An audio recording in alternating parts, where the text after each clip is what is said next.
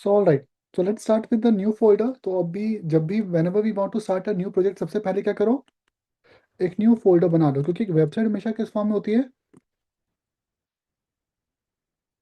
एक वेबसाइट किस फॉर्म में होती है, एक सॉफ्टवेयर किस फॉर्म में एक होता टेक्स्ट बुक फॉर्मेट में। है?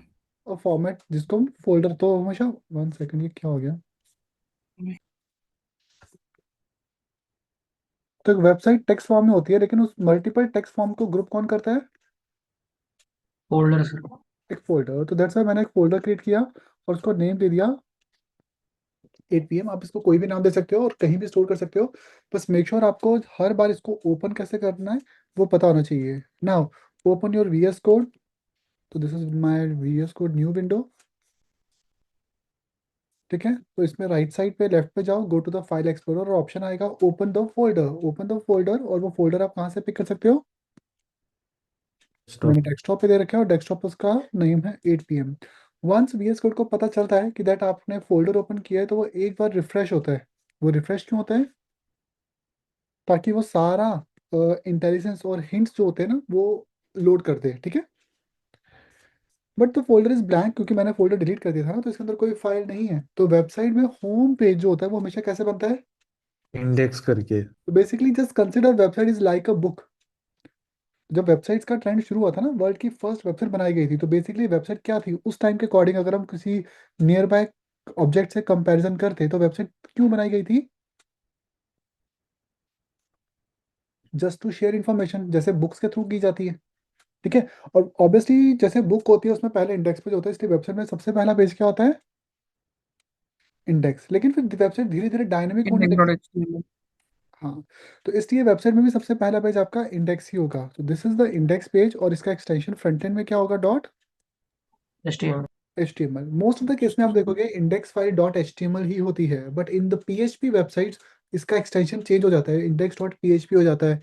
जैसे जावा है तो उसमें डॉट JSP भी हो जाता था, अब तो खैर जावा में चेंजेस आ गए हैं। नोड में तो हम इंडेक्स ही यूज करते हैं। ओके, फाइल का नाम सेम ही रहता है इंडेक्स, एक्सटेंशन चेंज हो जाते हैं।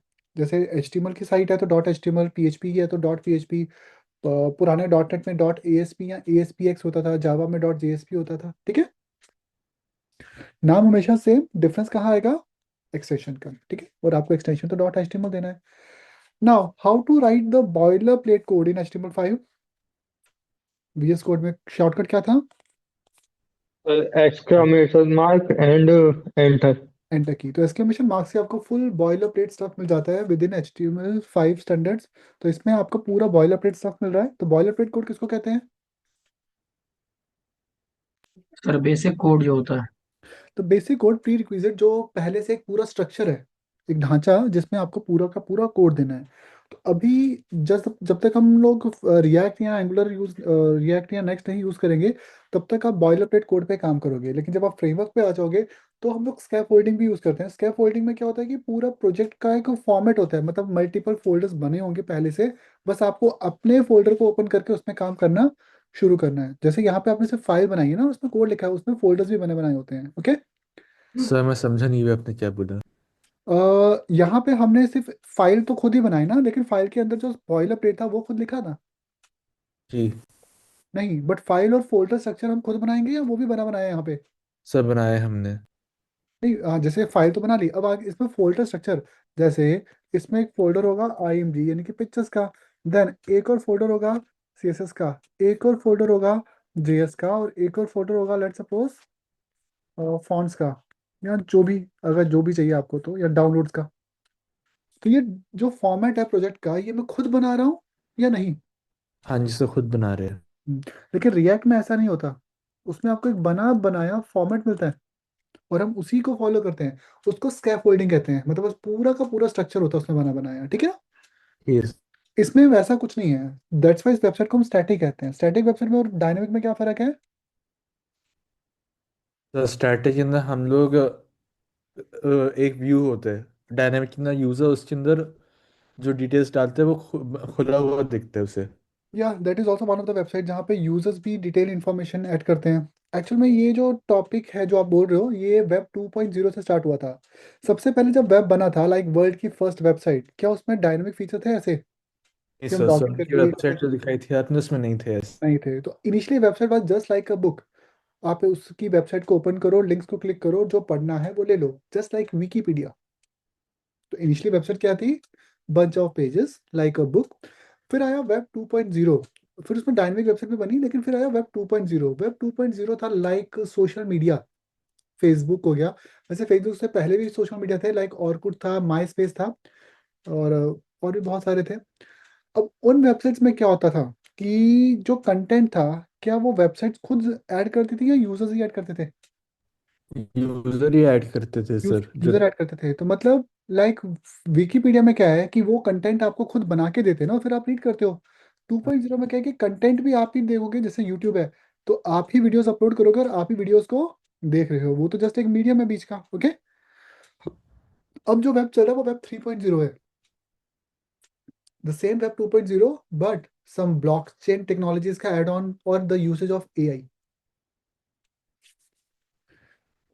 चलिए, तो वो थोड़ी सी चीजें हम लोग बाद में डिस्कस करेंगे। ऑल राइट, यहाँ पे सबसे पहले चेंज द टाइटल, क्योंकि ये टाइटल डमी है। तो title of today's topic is HTML tags and attributes. तो जो आप टाइटल देते हो एग्जैक्टली वैसा ही मैचिंग क्या होना चाहिए आपका? H1। ठीक है। इस कोड को लाइव ब्राउजर पे कैसे देखें? सर वो आपने हमें बताया था ना, प्रीव्यू का एक्सटेंशन, द उससे फर्स्ट देखने ऑप्शन में। Is use the preview option. लेकिन प्रीव्यू का ड्रॉबैक क्या है? आप इसको डीबग नहीं कर सकते। इसमें HTML से तो काम करेगा, लेकिन इसमें जावा से भी काम नहीं करता। तो ये प्रीव्यू है, ये रियल ब्राउजर जैसा है लेकिन रियल नहीं है। तो रियल के लिए आपको क्या यूज करना है? That we can live use Go server. Live. या तो इट्स बेटर कि आप गो लाइव यूज करो। ये रियल ब्राउजर है ना, तो मेरा डिफॉल्ट ब्राउजर मैंने सेट कर रखा है क्रोम। तो ये ऑटोमेटिकली क्रोम में ओपन करके देगा। Now when we are using a real browser we can debug our code. जैसे कि HTML को डीबग करने के लिए हम लोग क्या यूज करते हैं? द इंस्पेक्ट टूल, ओके, जिसको हम डॉम भी कहते हैं, ओके। यस। तो यहाँ पे आप डीबगिंग कर सकते हो। क्या इस लाइव में कर सकते थे हम? नहीं। नो, वो डिबगिंग के लिए नहीं है। लेकिन एक्चुअल में हमारा ब्राउजर हमें एरर भी नहीं बताता। फॉर एग्जाम्पल, मैंने यहाँ पे एक टैग लिखा सेंटर, सॉरी, और इसमें कुछ लिख दिया। सी, क्या वो सेंटर में आ रहा है? यस, टेक्स्ट सेंटर में आ रहा है, लेकिन ये भी गलती है। लेकिन क्या ब्राउजर बता रहा है? नो। कि ब्राउजर का काम क्या होता है? कोड को डिस्प्ले कराना या उसके एरर भी बताना? डिस्प्ले। कोड को सिर्फ डिस्प्ले कराना। तो browser is just like a TV monitor, जो आपको डिस्प्ले करके दे रहा है। अब कंटेंट आपका डीवीडी से आ रहा है या लैपटॉप से आ रहा है, वो अलग है ना, वो तो मैटर अलग करता है। तो टीवी तो सिर्फ डिस्प्ले कराने के लिए ना। तो this is an outdated tag. अब इसको क्रॉस चेक वेरीफाई करने के लिए मैंने कौन सा वो बताया था एक्सटेंशन, कि हम डेप्रिशिएटेड एलिमेंट्स को कैसे फिल्टर करें? W3C वैलिडी। CC validator, this one, क्योंकि माइट भी आप लोगों ने HTML पहले पढ़ा हो स्कूल में, कॉलेजेस में, लेकिन जो अब HTML है वो उनसे थोड़ा सा अलग है, ओके। इनफैक्ट मेरा जो HTML का ट्यूटोरियल है, इसको कम से कम 14 to 15 यूनिवर्सिटीज फॉलो करती हैं, including the university of Washington. तो चलो, वॉशिंगटन यूनिवर्सिटी तो वर्ल्ड की टॉप यूनिवर्सिटीज में आता है। इंडिया के भी 14-15 यूनिवर्सिटीज फॉलो करती हैं। लेकिन वो लोग स्पेसिफिकली मेरे इस टॉपिक को बहुत पढ़ते हैं। मतलब उनके टॉपिक में ये टॉपिक बहुत डिटेल में दिया जाता है, टेबल। ऑल्दो मैंने टेबल टैग में पुरानी चीज़ें बहुत सारी बता रखी हैं जो एक्चुअल में डिलीट हो चुकी हैं, लेकिन उनके कंटेंट में ये चीज़ें आज भी चलती हैं। जैसे ये देखो ना, ये टेबल के सारे एट्रीब्यूट कैसे हैं रिमूव्ड। ये सब डेप्रिशिएटेड चीज़ें हैं, लेकिन उनके सिलेबस में, कॉलेजेस में, BCA BCom वगैरह, उन सब के, BCom नहीं, BCA हो गया, MCA के सिलेबस में ये सारी चीज़ें आज भी पढ़ाई जाती हैं, ओके। तो 3 एट्रीब्यूट मैंने बताए थे। फर्स्ट वन, लाइव प्रीव्यू, जो कि एक्सपेरिमेंटल है, बट स्टिल हम लोग यूज कर सकते हैं। बट मेनली मैं प्रेफर करूंगा लाइव सर्वर, जो मैंने अब यूज किया है। लाइव सर्वर का फायदा क्या है? अब वहाँ कोड्स को सिर्फ कंट्रोलर्स करो, यहाँ पे कोड ऑटोमेटिकली क्या हो जाएगा? सेव हो जाएगा, प्लस हम डीबग कर सेव ऑटो सकते नहीं हैं। होता, सेव ऑटो आप खुद कर सकते हो। यहाँ पे सेव ऑटो नहीं होता, बस सेव करने के बाद अपडेट हो जाता है वो, ओके। ओके। अपडेट खुद हो जाएगा। और दूसरा, आप लोग अगर विंडोज़ लैपटॉप यूज़ कर रहे हो तो आई थिंक कंट्रोल टैब की के साथ आप स्विच कर सकते हो इजीली दो विंडो में ना। कंट्रोल टैब होता है ना, जब आप फुल स्क्रीन ओपन करके रखते हो, दो विंडोज ओपन करते हो तो आई थिंक शायद कंट्रोल टैब ही होता है। तो कंट्रोल, जैसे मैं मैकबुक में थ्री फिंगर से स्क्रॉल कर लेता हूँ ऐसे, तो विंडोज़ में आप ये काम उससे कर सकते हो कंट्रोल टैब के थ्रू, मतलब कीबोर्ड से इजीली कर सकते हो। तो मैकबुक में मैं कमांड से करता हूँ, आप लोग इसको कंट्रोल टैब से स्विच कर सकते हो, ठीक है।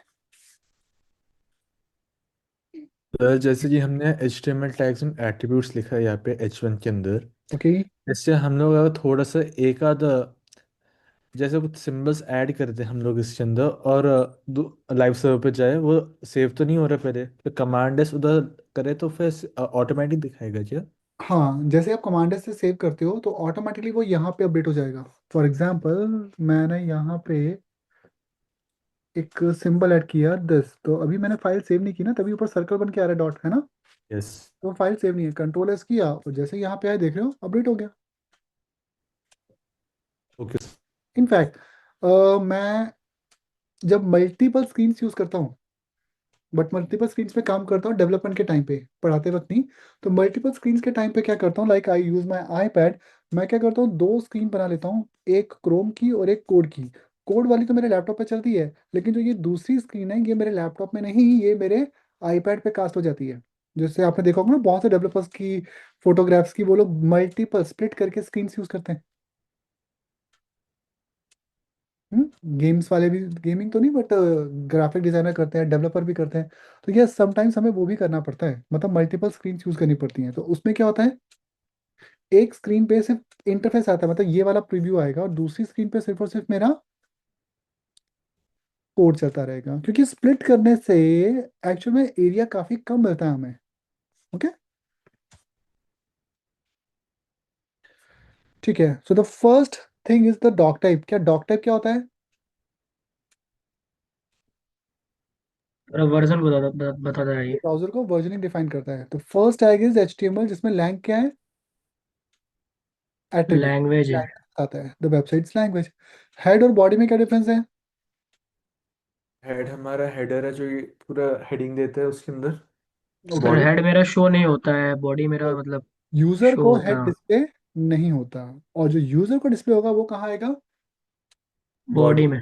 विद इन बॉडी के अंदर। तो बॉडी में जो भी आप लिखोगे, पैराग्राफ वगैरह, वो सब चीजें। Sir one more head thing, के अंदर जो भी कुछ लिखो जो हमने टाइटल जैसे, वो तो हमें टैब के ऊपर शो करेगा। But only on a desktop browser, not on mobile और टैब आईपैड। ओके। इनफैक्ट अगर आप अपना क्रोम फुल स्क्रीन मोड में ओपन कर देते हो ना, एक जिसमें क्या होता था, इस F10 11 समथिंग क्या शॉर्टकट होता है, उसमें तो फिर टाइटल भी नहीं दिखता, ठीक है। ठीक है। मेटा कैटसेट यूटीएफ-8 ये क्यों देते हैं?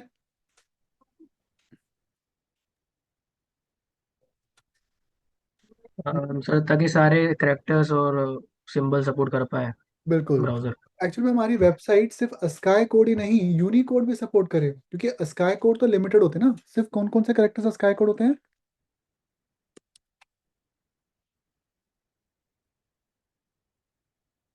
तो वैसे ये चीज़ मैंने डिटेल में दी होगी HTML टैग्स वाले में, या किसी दूसरे टॉपिक में कहीं ना कहीं मैंने डिटेल में दिया तो होगा।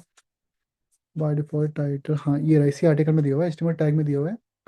तो बाय डिफॉल्ट सिस्टम पिक कर लेते थे विंडोज 1252। विंडो 1252 में सिर्फ 256 करेक्टर्स होते हैं, ठीक है, लिमिटेड करेक्टर्स, जो कि वेस्टर्न यूरोपियन थे और ये आउटडेटेड है। मॉडर्न वेबसाइट में एमओजी स्पेशल करेक्टर भी होंगे, तो उसके लिए क्या प्रेफर करो, UTF-8। तो ये करेक्टर थे स्काई कोड, ये है स्काई प्लस यूनिकोड।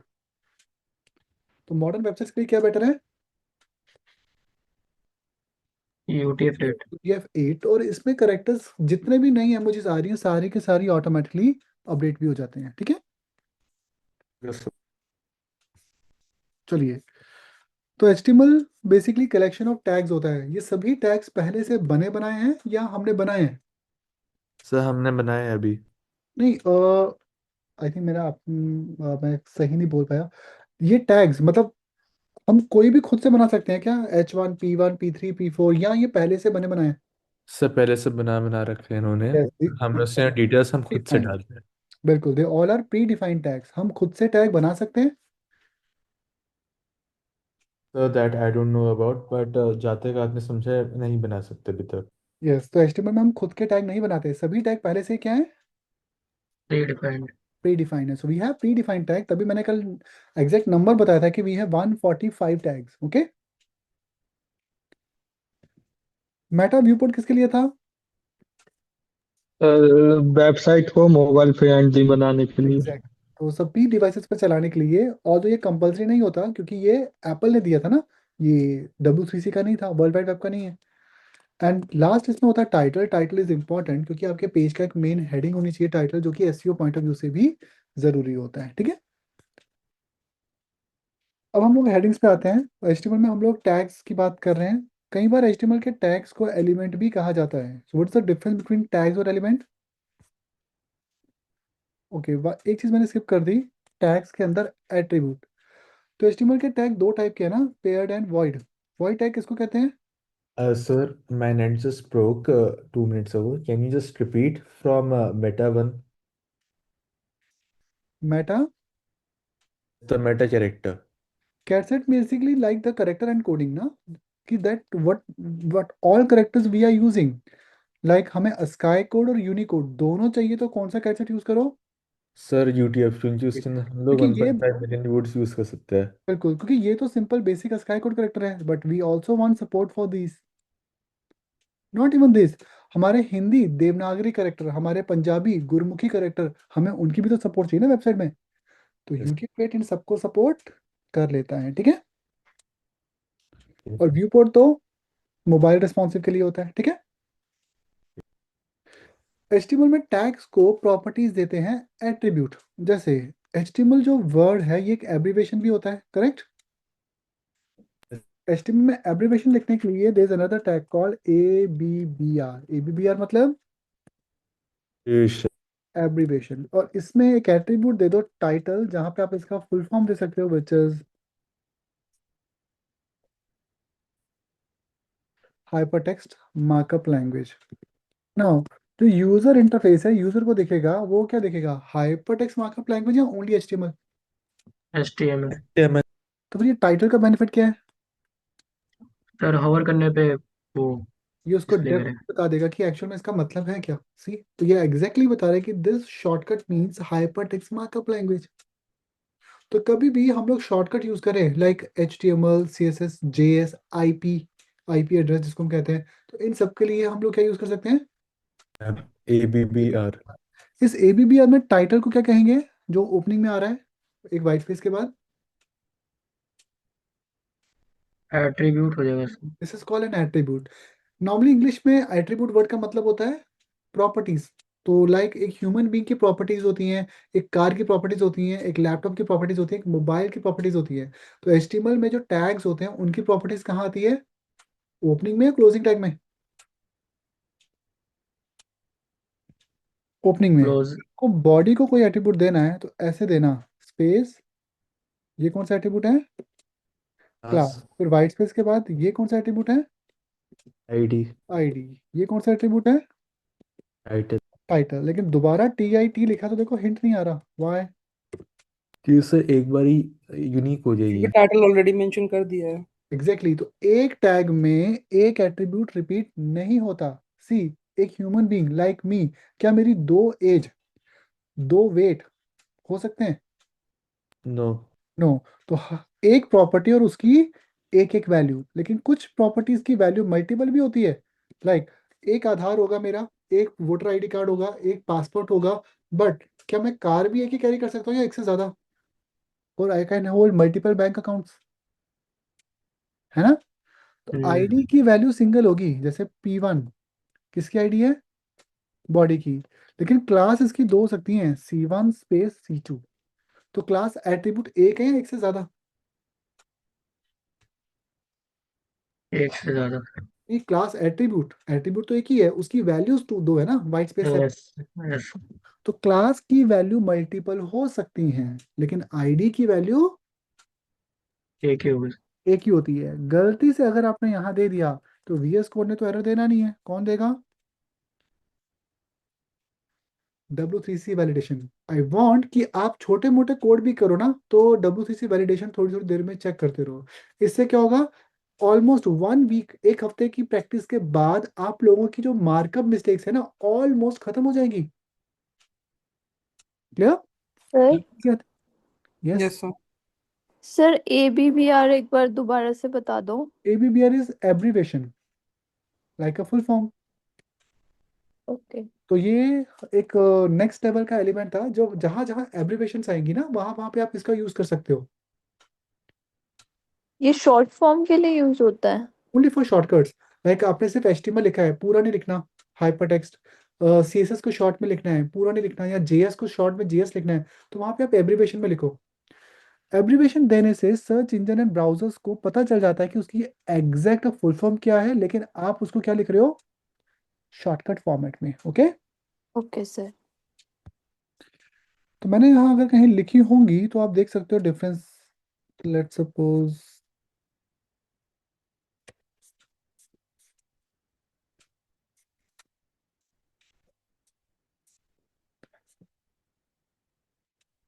SGML, तो ये टाइटल है, इस पे हवर करो, क्या लिखा रहा है, standard standard generalized markup languages. Language. तो यूजर कंफ्यूज हो जाना कि यार ये HTML होता क्या है। अब HTML से तो आपको पता है, इसलिए मैंने फुल फॉर्म लिखी, लेकिन ये नया था तो इसको मैंने ऐसे डिफाइन कर दिया। ठीक है। अब मैंने यहाँ लिखा HTML वाज, अब HTML का फुल फॉर्म आपको पता है, लेकिन इसको इन्वेंट किया था एक सन साइंटिस्ट ने। अब सन क्या था, सेंट्रल यूरोपियन न्यूक्लियर रिसर्च, जिसको European organization for nuclear research भी कहा जाता है। तो अब जहां जहां ऐसे फुल फॉर्म होते हैं, जैसे HTTP था, तो इसको मैं टाइटल से लिख सकता था ना, यस सर। किसका फुल फॉर्म है, HTML को भी लिख सकता था। ठीक है। Okay sir, got it. Like WWG, तो इसको कहते हैं web hyper text application technology working group. W3C क्या है, वर्ल्ड वाइड वेब कंसोर्टियम, जिसको हम WWW कहते हैं। ओके। डॉम का मतलब क्या होता है, डॉक्यूमेंट ऑब्जेक्ट मॉडल। तो जहां जहां मैंने फुल फॉर्म्स दिए हैं वहां वहां पे मैंने टाइटल का यूज किया हुआ है। Okay. Okay sir. Clear? Yes तो सर। जहां जहां फुल फॉर्म होगी वहां वहां पे क्या यूज करो, टाइटल। टाइटल डिस्क्रिप्टिव एलिमेंट्स में भी आता है, क्योंकि डिटेल्स में बता देता है ना चीजों को। ठीक है। Yes sir. ऑलराइट। लेकिन टाइटल को बोलेंगे क्या, एट्रीब्यूट, और उसकी वैल्यू क्या है, हाइपर टेक्स्ट मार्कअप लैंग्वेज, है ना। ऑलराइट। तो एक ABBR में कितने टाइटल एट्रीब्यूट हो सकते हैं, एक एक ही। हो सकता है। एक से ज्यादा दोगे तो वैलिडेशन एरर आपको तुरंत दे देगा। इनफैक्ट VS कोड आपको हिंट देना बंद कर देता है। ठीक है। तो ये है ABBR का ओपनिंग टैग, करेक्ट। यस। इस पूरे सिलेक्शन को क्या बोलोगे, ओपनिंग टैग। ABBR का opening tag, and this one is the closing tag. लेकिन क्लोजिंग टैग। पूरा है जिसमें ओपनिंग भी आ गई, क्लोजिंग भी आ गई, और अंदर के एट्रीब्यूट भी आ गए, और अंदर का टेक्स्ट भी आ गया। This is ABBR element. इसको क्या कहेंगे, एलिमेंट। ABBR element. तो टैग और एलिमेंट एक जैसे लगते हैं, लेकिन एक्चुअल में इसमें माइनर सा फर्क होता है। टैग का मतलब, जैसे बॉडी टैग का मतलब सिर्फ बॉडी की ओपनिंग और बॉडी की क्लोजिंग है, लेकिन बॉडी एलिमेंट का मतलब ये पूरा है, सब कुछ, बॉडी की Excuse me, opening. sir. Yes. So there's someone who didn't understand about the attributes. He mentioned in the chat, sir. Oh, I forgot to check that. I understand the attribute. Okay, sorry. I think ये शाम है ना। All right, सी attribute word को आप simply मान के चलो, like characteristic properties.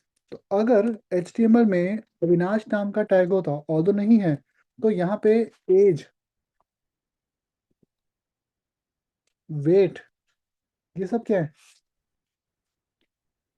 मेरी प्रॉपर्टीज ना, मतलब अविनाश की प्रॉपर्टीज। तो अविनाश क्या है, एक टैग जिसमें एज और वेट क्या है, उसकी प्रॉपर्टीज। तो HTML में ये एक टैग है, और ये दोनों उसके क्या है, एट्रीब्यूट। तो एट्रीब्यूट क्यों बनाते हैं किसी भी टैग में, ओपनिंग टैग में, उसको प्रॉपर्टीज देने के लिए ना। जैसे एक छोटा सा टैग, इनपुट टैग, ये किस लिए होता है, और इसकी क्लोजिंग नहीं होती, तो ये किस लिए होता है, यूजर से इनपुट लेने के लिए। यूजर से इनपुट लेने के लिए। हर इनपुट टैग को क्लोज नहीं करते, ये वॉइड होता है, सेल्फ क्लोज। लेकिन इनपुट का डिफॉल्ट टाइप क्या होता है, टेक्स्ट। टेक्स्ट। तो इनपुट को टाइप नहीं भी दोगे तो भी टाइप टेक्स्ट है। लेकिन फिर मैंने इसको कहा मैक्सिमम लेंथ 6। अब ध्यान से देखना यहाँ क्या होगा, मैं टाइप कर रहा हूँ लेकिन टाइप नहीं हो रहा। क्यों? क्योंकि मैं ऑलरेडी 6 कैरेक्टर्स को टाइप कर चुका हूँ ना।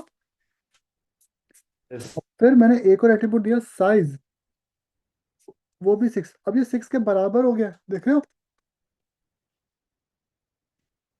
तो साइज ने इनपुट को छोटा भी कर दिया। तो बनाया किसने? इनपुट ने। किस टाइप का है वो किसने दिया? टाइप एट्रीब्यूट ने। मैक्सिमम कैरेक्टर्स को रिस्ट्रिक्ट किसने किया? मैक्स लेंथ ने। और एग्जैक्टली कितने कैरेक्टर्स का इक्विवेलेंट डिस्प्ले होगा वो साइज किसने दिया? साइज ने। तो इनपुट तो टैग है लेकिन टाइप, मैक्स लेंथ और साइज क्या है उसके? टाइप, मैक्स लेंथ और साइज क्या है इनपुट के?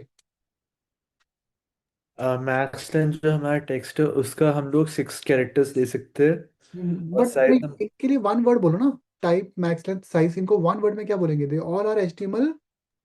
एलिमेंट। नो नो, एलिमेंट तो इनपुट है। Attributes. एट्रीब्यूट्स, ये प्रॉपर्टीज है ना, एट्रीब्यूट। प्रॉपर्टीज को एट्रीब्यूट। Okay okay. और यहाँ पे माइनर सा कलर डिफरेंस आता है, ये ब्लू कलर के डार्क, ये लाइट ब्लू होते हैं, देख रहे हो। तो एट्रीब्यूट्स का काम क्या होता है? किसी भी टैग को प्रॉपर्टी देना, ठीक है ना। Properties now. या लेकिन आप ये नहीं कर सकते कि बॉडी को भी साइज दे दो। क्या बॉडी में साइज का हिंट आया? No, sir. नो। क्या बॉडी में टाइप का हिंट आया? TY? नो। तो हर एट्रीब्यूट टैग्स के अकॉर्डिंग वेरी करते हैं, ओके। तो बनाता कौन है? Element, tag. लेकिन उसको प्रॉपर्टी कौन देता है? उसको प्रॉपर्टी कौन देता है? तो Attribute. एट्रीब्यूट। Attributes. Yes. तो एट्रीब्यूट। तो लेट्स सपोज अगर एक पर्सन मार्केट में जाता है, let's suppose you want to buy a MacBook, तो वो मैकबुक लेगा, लेकिन मैकबुक में वेरिएशंस आती हैं। तो टाइप, एक मैकबुक का टाइप है एयर, एक मैकबुक का टाइप है प्रो। सेकेंडरी उसके साथ आता है साइज, एयर में आता है 13, 15 और प्रो में आता है 14 एंड 16। तो मैकबुक एक टैग है लेकिन उसकी दो एट्रीब्यूट है, टाइप और साइज। तो ये क्या देंगे? उसकी प्रॉपर्टीज दे देंगे हमें, ठीक है ना। तो बनाएगा तो एलिमेंट, इनपुट ही मतलब टैग ही, लेकिन उसको प्रॉपर्टी कौन देगा? Attributes. एट्रीब्यूट। किसी किसी टैग में तो एट्रीब्यूट्स कंपलसरी होते हैं। फॉर एग्जांपल इमेज में, तो इमेज में SRC और ऑल्ट देना क्या हो जाता है? कंपलसरी। Compulsory. अगर नहीं दिया तो ये वैलिडेशन एरर देगा, ओके। तो ये P का क्या है? ओपनिंग टैग या closing? Line 12। Opening tag. And at line 14 क्या है? Closing tag. Closing tag. और ये जो मैं बीच में लिख रहा हूँ लाइन 13 पे क्या है? दिस इज पैराग्राफ टेक्स्ट, ये उसका टेक्स्ट है ना। Yes, sir. तो दिस इज द टेक्स्ट। और ये मैंने जो किया ID, ये क्या है? उसका attribute है. एट्रीब्यूट है। Now I can repeat this paragraph, लेकिन एक गलती हो गई। क्या? हमारा attribute तो दोनों पैराग्राफ्स में सेम ही है. सेम है। ID is always unique. मेरा आधार कार्ड आपसे मैच नहीं होगा, मेरा पासपोर्ट, मेरा फोन, मेरी ईमेल ID आपके साथ मैच, क्लैश नहीं करते। एक पूरे पेज पे सेम ID रिपीट नहीं करेगी, ओके। क्लियर हुआ? तो आपके Yes, पेज sir. पे we can have multiple paragraph, लेकिन हर पैराग्राफ को यूनिक कौन बनाता है? ID. ID। तो ID का काम क्या है? Unique banana. बट क्या ये देना कंपलसरी था ID? No. No. No, sir. So requirement के according sometimes we need ID, sometimes we need classes, class attribute, ठीक है ना। सर फर्क क्या होता है दोनों में, मतलब when do we use ID and when do we use class? Usually ID is for functional purpose, functional roles, or class is mainly for styling purpose, All decoration right. purpose. All right, sir. जैसे मैं आपको example देता हूँ, ID की example. अभी आपने input बनाया था, इसकी यूनिक ID दी मैंने, नेम, ओके। इसके पहले एक लेबल है और उस पर भी नेम लिखा हुआ है। तो ये लेबल के क्लिक करने पे इनपुट पे फोकस हो रहा है, लेबल के क्लिक करने पे इनपुट पे फोकस नहीं हुआ। तो उसकी लेबल को ID दे दो फॉर में। तो इसकी ID क्या थी? नेम। तो आपने ID की वैल्यू को जैसे ही फॉर में बाइंड किया, तो ध्यान से देखना नेम के क्लिक पे क्या हुआ? नेम के क्लिक पे क्या हुआ, वो कहाँ फोकस कर रहा है? टेक्स्ट बॉक्स पे। इनपुट पे। एक और लेबल लेता हूं मैं, जिसमें फॉर क्या है, एज। अब एक और इनपुट टाइप टेक्स्ट, लेकिन उसकी आईडी क्या है, एज। तो नेम के क्लिक पे यहाँ फोकस और एज के क्लिक पे यहाँ फोकस। तो जो टेक्स्ट लिखा हुआ है नेम और एज, ये किस में लिखा हुआ है, लेबल में, है ना? Yes sir. लेकिन लेबल्स को फॉर के थ्रू ये बताया भी तो गया कि वो किसके लिए है। फॉर मतलब किसके लिए है।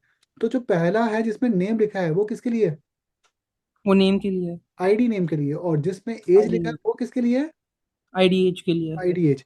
तो लेबलिंग करने से, आईडी देने से आप लेबलिंग कर सकते हो, और लेबलिंग करोगे तो ही तो ये गुड यूजेबिलिटी देगा आपको। सी आईडी सर का, आपने जो कॉन्सेप्ट समझाया एक मिनट दोबारा रिपीट कर सकते हो, अब मैं समझ नहीं आया, एक मिनट। आईडी का काम क्या होता है, टू गिव फंक्शनैलिटी। लाइक मैं पूरे इंडिया में यूनिक हूं ना, तो जो मैं टैक्स पे करता हूँ वो कोई और थोड़ी करता होगा। तो गवर्नमेंट ऑफ इंडिया को मुझे यूनिकली टैक्स के लेवल पे कैसे चेक कर सकते हैं, बाय चेकिंग माय पैन ना। तो मेरा पैन पूरे इंडिया में क्या है, यूनिक है। यूनिक है। वैसे ही अगर एज ए इंडिविजुअल मुझे चेक करना हो गवर्नमेंट को, तो माय आधार, क्योंकि पूरे इंडिया में मैं क्या हूँ, यूनिक। एक यूनिक आधार नंबर से जाना चाहता हूँ, ठीक है ना। तो आईडीज हमारी यूनिक चीजों को देता है, लेकिन क्लास का काम ग्रुप करना होता है। तो ग्रुपिंग का काम मेनली स्टाइल शीट के लिए होता है, सीएसएस के पर्पस के लिए होता है, ठीक है। तो आईडी किस लिए होती है, functionality and uniqueness. Class, class style देने के लिए होती है। फाइलिंग के लिए। जैसे आपके पास 5 पैराग्राफ है, पांचों एक जैसी शेडो दें, तो हम उनको क्लास देके सेम स्टाइल दे सकते हैं, ओके। यस सर। चलिए, तो this is an HTML element, opening closing और सब कुछ के साथ। HTML के टैग्स को we can divide into two different parts based on opening and closing. तो HTML के सभी टैग्स की क्लोजिंग नहीं होती, 90% टैग्स क्लोज होते हैं, लेकिन कुछ टैग ऐसे हैं जो क्लोज नहीं होते। जिनको क्लोज नहीं होते, सेल्फ क्लोज्ड, उनको क्या कहते हैं, वॉइड टैग। Void tag. तो वॉइड टैग और नॉर्मल पेयर टैग में आपको याद या रटने की भी जरूरत नहीं है, क्योंकि VS कोड को पता है भैया लिखने पे क्या होगा, क्लोज नहीं, लाइन ब्रेक। क्लोजिंग। सेल्फ एचन करेगा तो क्लोजिंग और लाइन ब्रेक है। क्लोज नहीं करेगा, इनपुट दिया तो क्लोज नहीं करेगा, IMG दिया तो क्लोज नहीं करेगा, लेकिन पैराग्राफ दिया तो क्लोज करेगा। क्लोज देगा। VS कोड को पता है कि कौन कौन से टैग क्लोज होते हैं, कौन कौन से नहीं होते, ओके ओके। यस सर। पर दोनों में डिफरेंस क्यों है, और why HTML is doing this. उसने दो अलग अलग तरीके से क्यों बनाया, सब एक जैसे क्यों नहीं बनाए, सबकी क्लोजिंग। कुछ टैग ऐसे क्यों बनाए गए कि उनको क्लोज नहीं करना पड़ता, सेल्फ क्लोजिंग क्यों है, एनी आइडिया। जिसने HTML पढ़ रखा हो वो लोग आंसर दे सकते हैं।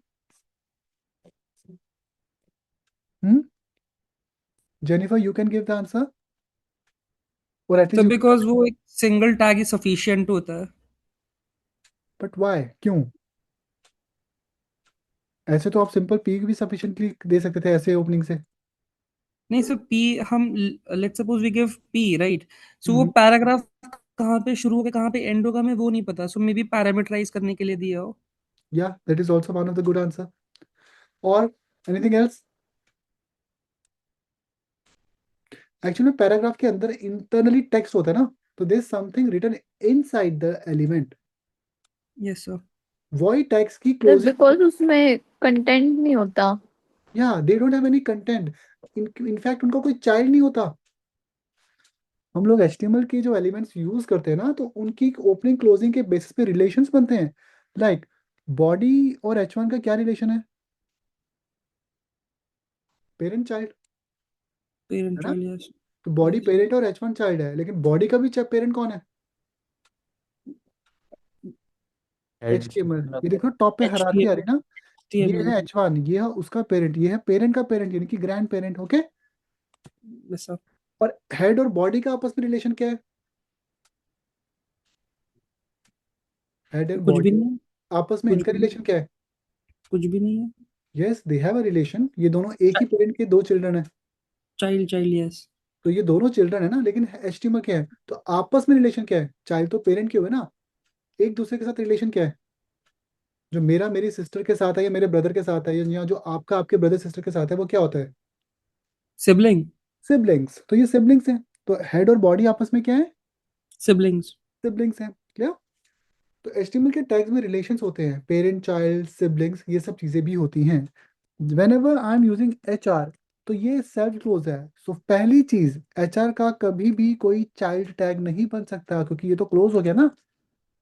तो अगर मैंने इसके आगे लिखा है टेक्स्ट, ये टेक्स्ट किसका टेक्स्ट है, HR का या बॉडी का, Body का.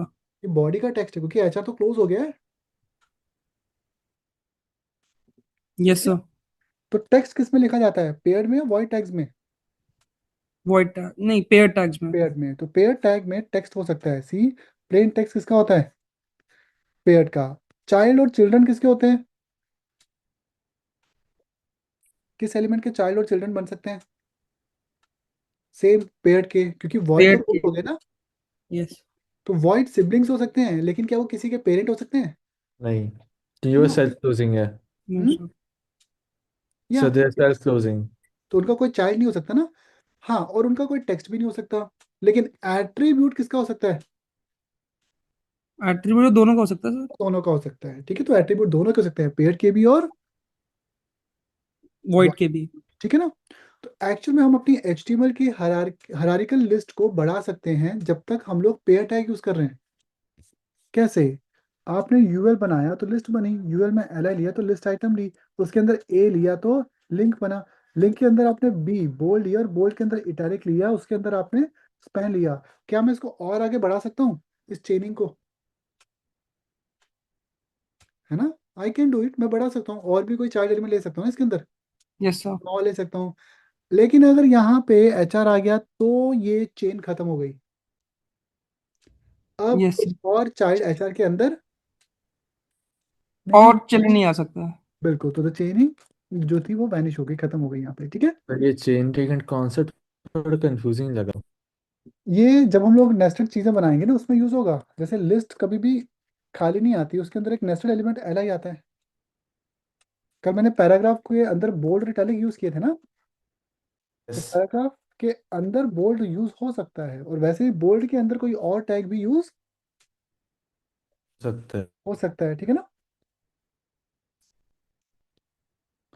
नाउ द फर्स्ट टैग, पूरे वेब पेज का पहला टैग कौन है, डॉक टाइप या HTML, HTML HTML। Type. And क्या वो डॉक कंपल्सरी होता है, पहले डॉक टाइप है फिर HTML सर। बट पहला टैग कौन है, HTML. HTML HTML। Doctype तो टैग ही नहीं है, डॉक टाइप तो टैग नहीं है ना, वो जस्ट क्या है, बॉयलर पे प्रोवाइड करने के लिए. वो तो सिर्फ वर्जनिंग को बताने के लिए होता है। तो मेरी गाड़ी के पार्ट्स, डोर हो गया, हेडलैम्प्स हो गए, ये बॉडी के कार के पार्ट्स हैं। लेकिन वो मुझे गाड़ी पे वो जो ब्लू कलर का लेबल है जिसमें मेरी गाड़ी का गाड़ का नंबर, फिर वो पेट्रोल डीजल और रजिस्ट्रेशन डेट लिखी है, वो भी तो गाड़ी का पार्ट है मेरा, और वो कंपलसरी है ड्राइव करने के लिए। लेकिन क्या वो कार का कंपोनेंट है क्या, नो, वो जस्ट कार का एक लेबल है, जो कि ट्रैफिक पुलिस को या फिर अथॉरिटीज को बताने के लिए कि कार जो है वो कब की मैन्युफैक्चर है, और BS4 है या BS6 है, ओके, या फिर पेट्रोल है या फिर डीजल है। तो वो भी तो हमारी कार का एक पार्ट है। लेकिन वो ऐसा कंपोनेंट नहीं है जिसके बिना गाड़ी नहीं चलेगी, वो ऐसा कंपोनेंट नहीं है ना जिसके बिना गाड़ी नहीं चलेगी। मतलब नहीं है तो कार तो चल सकती है, बट लीगली वो ऑथराइज्ड नहीं है। Same is for the dog type. तो डॉग टाइप टैग नहीं है, लेकिन विदाउट डॉग टाइप ब्राउजर या सर्च इंजन को कैसे पता चलेगा कि आप कौन सा वर्जन यूज कर रहे हो, ओके। डॉक टाइप की हेल्प से। तो डॉग टाइप इज कंपल्सरी। और फ्रॉम द लास्ट 15 ईयर्स, पिछले 15 सालों से जो डॉग टाइप यूज हो रहा है वो कौन सा है, HTML5 वाला, ओके। इनफैक्ट आप लोग तो बहुत अच्छे टाइम में आ गए हो जब HTML का डॉग टाइप बहुत सिंपल हो गया है। किसी टाइम पे HTML के डॉग टाइप बहुत कॉम्प्लेक्स होते थे। सीधे इतना बड़ा डॉग टाइप होता था HTML4 में, स्ट्रिक्ट टाइप का। और अगर ये ट्रांजिशनल होता तो और बड़ा, इतना बड़ा होता था। XHTML का डॉग टाइप और बड़ा होता था, सी। तो अब सबसे अच्छी चीज क्या है, क्या डॉग टाइप कॉम्प्लेक्स है, सिंपल हो गया है। सर, सो HTML4 में क्या डॉक टाइप मेमोराइज करना पड़ता था? नहीं, वहां पे भी उस समय जो कोड एडिटर होते थे ना, उसमें बॉयलर प्लेट स्टफ आ जाता था। All right. ठीक है, इनफैक्ट मैंने कुछ देर पढ़ाया था HTML4, अप्रोक्सीमेटली 2012 की बात है ना, इंस्टीट्यूट की, तो 2012 में मैंने पढ़ाना स्टार्ट किया था तब, तो थोड़ा सा मैं बताता था। लेकिन मोस्टली फिर मैं भी 5 पे ही स्विच कर गया था, क्योंकि ऑब्वियसली 5 नया आ गया था उस समय, और उसको रिलीज हुए 2-3 साल हो गए थे।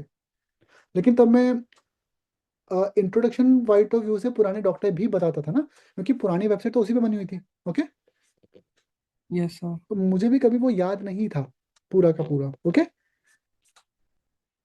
बट यस, हमें शॉर्टकट पता था ना कि कैसे उसको यूज करना है। लाइक एक इंजीनियर को या साइंटिस्ट को क्या पूरा पीरियोडिक टेबल याद होता है? नो। जरूरी तो नहीं कि मैथमेटिशियन सारे टेबल रटे, 10 के बाद 20 तक, 20 के बाद 30 तक, 30 के बाद 40 50 तक। नो, एक अच्छा मैथमेटिशियन कौन है? जो सारे टेबल को रट ले, या जिसको पता हो कि मुझे 53 × 55 करने के लिए क्या लॉजिक लगाना है, So जो the later कंप्यूट one. कर सके। Yes, the sir. Person who can compute is a good mathematician, या जिसने रट लिया। So the one who can compute. दो the one who can compute, जो लॉजिक लगा सके। ओके, तो HTML में बहुत से टैग हैं, बट ऑब्वियसली, इनफैक्ट 100% टैग तो मैंने भी आज तक यूज नहीं किए। इनफैक्ट 4 टैग्स तो मैं गिना भी सकता हूँ जो मैंने कभी यूज नहीं किए थे। 4 नहीं, अप्रोक्सीमेटली 8 to 10 टैग्स ऐसे हैं जो मैंने कभी यूज नहीं किए। 4 है ईस्ट एशियन टाइपोग्राफी, यानी कि चाइनीज, जापानीज एंड कोरियन वाले, क्योंकि वो इंडिया में कभी यूज नहीं होते, तो मैंने उन पे कभी काम नहीं किया। ठीक है, कुछ ऐसे टैग्स भी हैं जिनका एक बेटर वर्जन आ गया था बाद में, इसलिए भी उनको कभी यूज नहीं किया। तो हैं कुछ 7-8 टैग्स HTML में जो HTML5 का पार्ट हैं, बट मैंने कभी यूज ही नहीं किए। ओके, क्योंकि उनका बेटर वर्जन हमारे पास होता है। Okay, the first and the compulsory tag is HTML। तो Yep. पहला टैग HTML शुरू Uh, होता है। हर Sir, चीज, one question, please. हर चीज जो भी हम देखेंगे सब किसके अंदर होगी? HTML में। HTML। Excuse me, sir. Yes, Sir, I have a question. आप please go ahead. Sir, in modern browsers like Brave, for example, अगर हम HTML4 चलाएं तो वो चल जाएगी? यस, एक्चुअल में brave is just a name, internally वो अंदर ही अंदर क्रोम है। Okay. ब्रेव ब्राउजर जो है ना, वो एक बिल्कुल अलग ब्राउजर नहीं है, वो इंटरनली क्रोम है। जो आप माइक्रोसॉफ्ट विंडोज में एज ब्राउजर यूज कर रहे हो, वो उसको कभी इंस्पेक्ट करना, जो एज आता है ना विंडोज 10 का इंस्पेक्ट, आपको एग्जैक्ट ऐसा ही दिखेगा जैसा क्रोम दिखता है। Oh, okay. So that means Edge भी किस पे बना हुआ है, किस पे बेस्ड है? Chrome पे. क्रोम। बेसिकली ब्राउजर सिर्फ 3 ही हैं अब, मेजर ब्राउजर हमारे 3 ही हैं, क्रोम, फायरफॉक्स और सफारी। Okay. ठीक है, एज जो है वो एक्चुअल में क्रोम को फॉक करके बनाया गया है, और ब्रेव भी क्रोम को, क्रोमियम को फोक करके बनाया गया है। All right, sir. तो यहाँ फोक करने का मतलब, लाइक एक सिंपल एग्जांपल देता हूँ मैं, लाइक टोयोटा। तो टोयोटा बड़े इंजन बनाता है, लेकिन वो छोटे इंजन खुद नहीं बनाता। तो टोयोटा की सुजुकी मारुति के साथ टाई अप है, तो टोयोटा की हर छोटी कार के इंजन किससे बन के आते हैं? लाइक जो टोयोटा की बलिनो है, जो जो टोयोटा की Maruti. ग्रैंड है, तो वो मारुति बनाता है, लेकिन उसके ऊपर लोगो एस की जगह टी होता है, टोयोटा होता है। तो फैक्ट्री तो एक ही थी ना जहाँ से बनी। इनफैक्ट बड़ी कंपनी की बात कर लो, Volkswagen and Skoda, Yes, sir. तो इनके एक जैसी कॉन्फ़िगरेशन के आपको 2 मॉडल मिलते हैं, वीटस एंड क्या नाम है, स्लाविया। ठीक है, एक थोड़ी सी लंबी होगी, हल्की सी सेम फीचर, थोड़ी सी लुक अलग होगी, बट इंजन वाइज और configuration wise, gear box wise, सब दोनों क्या है? सेम। Same. स्कॉडा के सारे इंजन कौन बना रहा है? फॉक्स वैगन बनाता है, क्योंकि वो फॉक्स वैगन की तो कंपनी है। किया एंड हुंडई, तो किसी भी, उनकी भी वही कंपनी बनाती है सर। हाँ जी। किया का इंजन भी किया ही बनाता है। नहीं नहीं नहीं, किया के कुछ इंजन वो बनाता है, मैक्सिमम इंजन जो इंडिया में है ना, वो सारे तो हुंडई ने बनाए हैं। अच्छा। जो आपको सेल्टोस में इंजन मिल रहा है वो क्रेटा वाला है, जो आपको इनको जो 1000 सीसी कार्स में मिलता है टर्बो, वो तो i20 वाला है ना। तो they are using the same engine. क्योंकि इंजन बनाना जीरो से इजी होता है? नो, उसमें काफ़ी सारी इंजीनियरिंग लगती है। आपको इंडिया के स्पेसिफिक रिक्वायरमेंट के अकॉर्डिंग अलग इंजन डिज़ाइन करना है, उसको बनाना है, उसको टेस्ट करना है। जैसे गियर बॉक्स, तो इस समय एक कंपनी है जापानीज, एशियन नहीं, पता नहीं क्या नाम है, स्काई समथिंग करके है। उनके गियर बॉक्स को मारुति यूज करता है, टोयोटा यूज करता है, फॉक्स वैगन यूज करता है, टाटा यूज करता है, महिंद्रा यूज करता है, but they are one of the best gearbox maker in the world. Japanese. Subaru. नहीं, सुबारू तो इंजन बनाता है ना, सुबारू के तो इंजन बेस्ट है, वो तो इंडिया में है ही नहीं। हम्म। मारुति यूज करता है एस्कन, पता नहीं समथिंग करके है, दैट इज अ कंपनी, अभी पानीपत सोनीपत के करीब ही उनका प्लांट खुला है। टोयोटा तक उसकी गियर बॉक्स यूज करता है। 1 सेकेंड।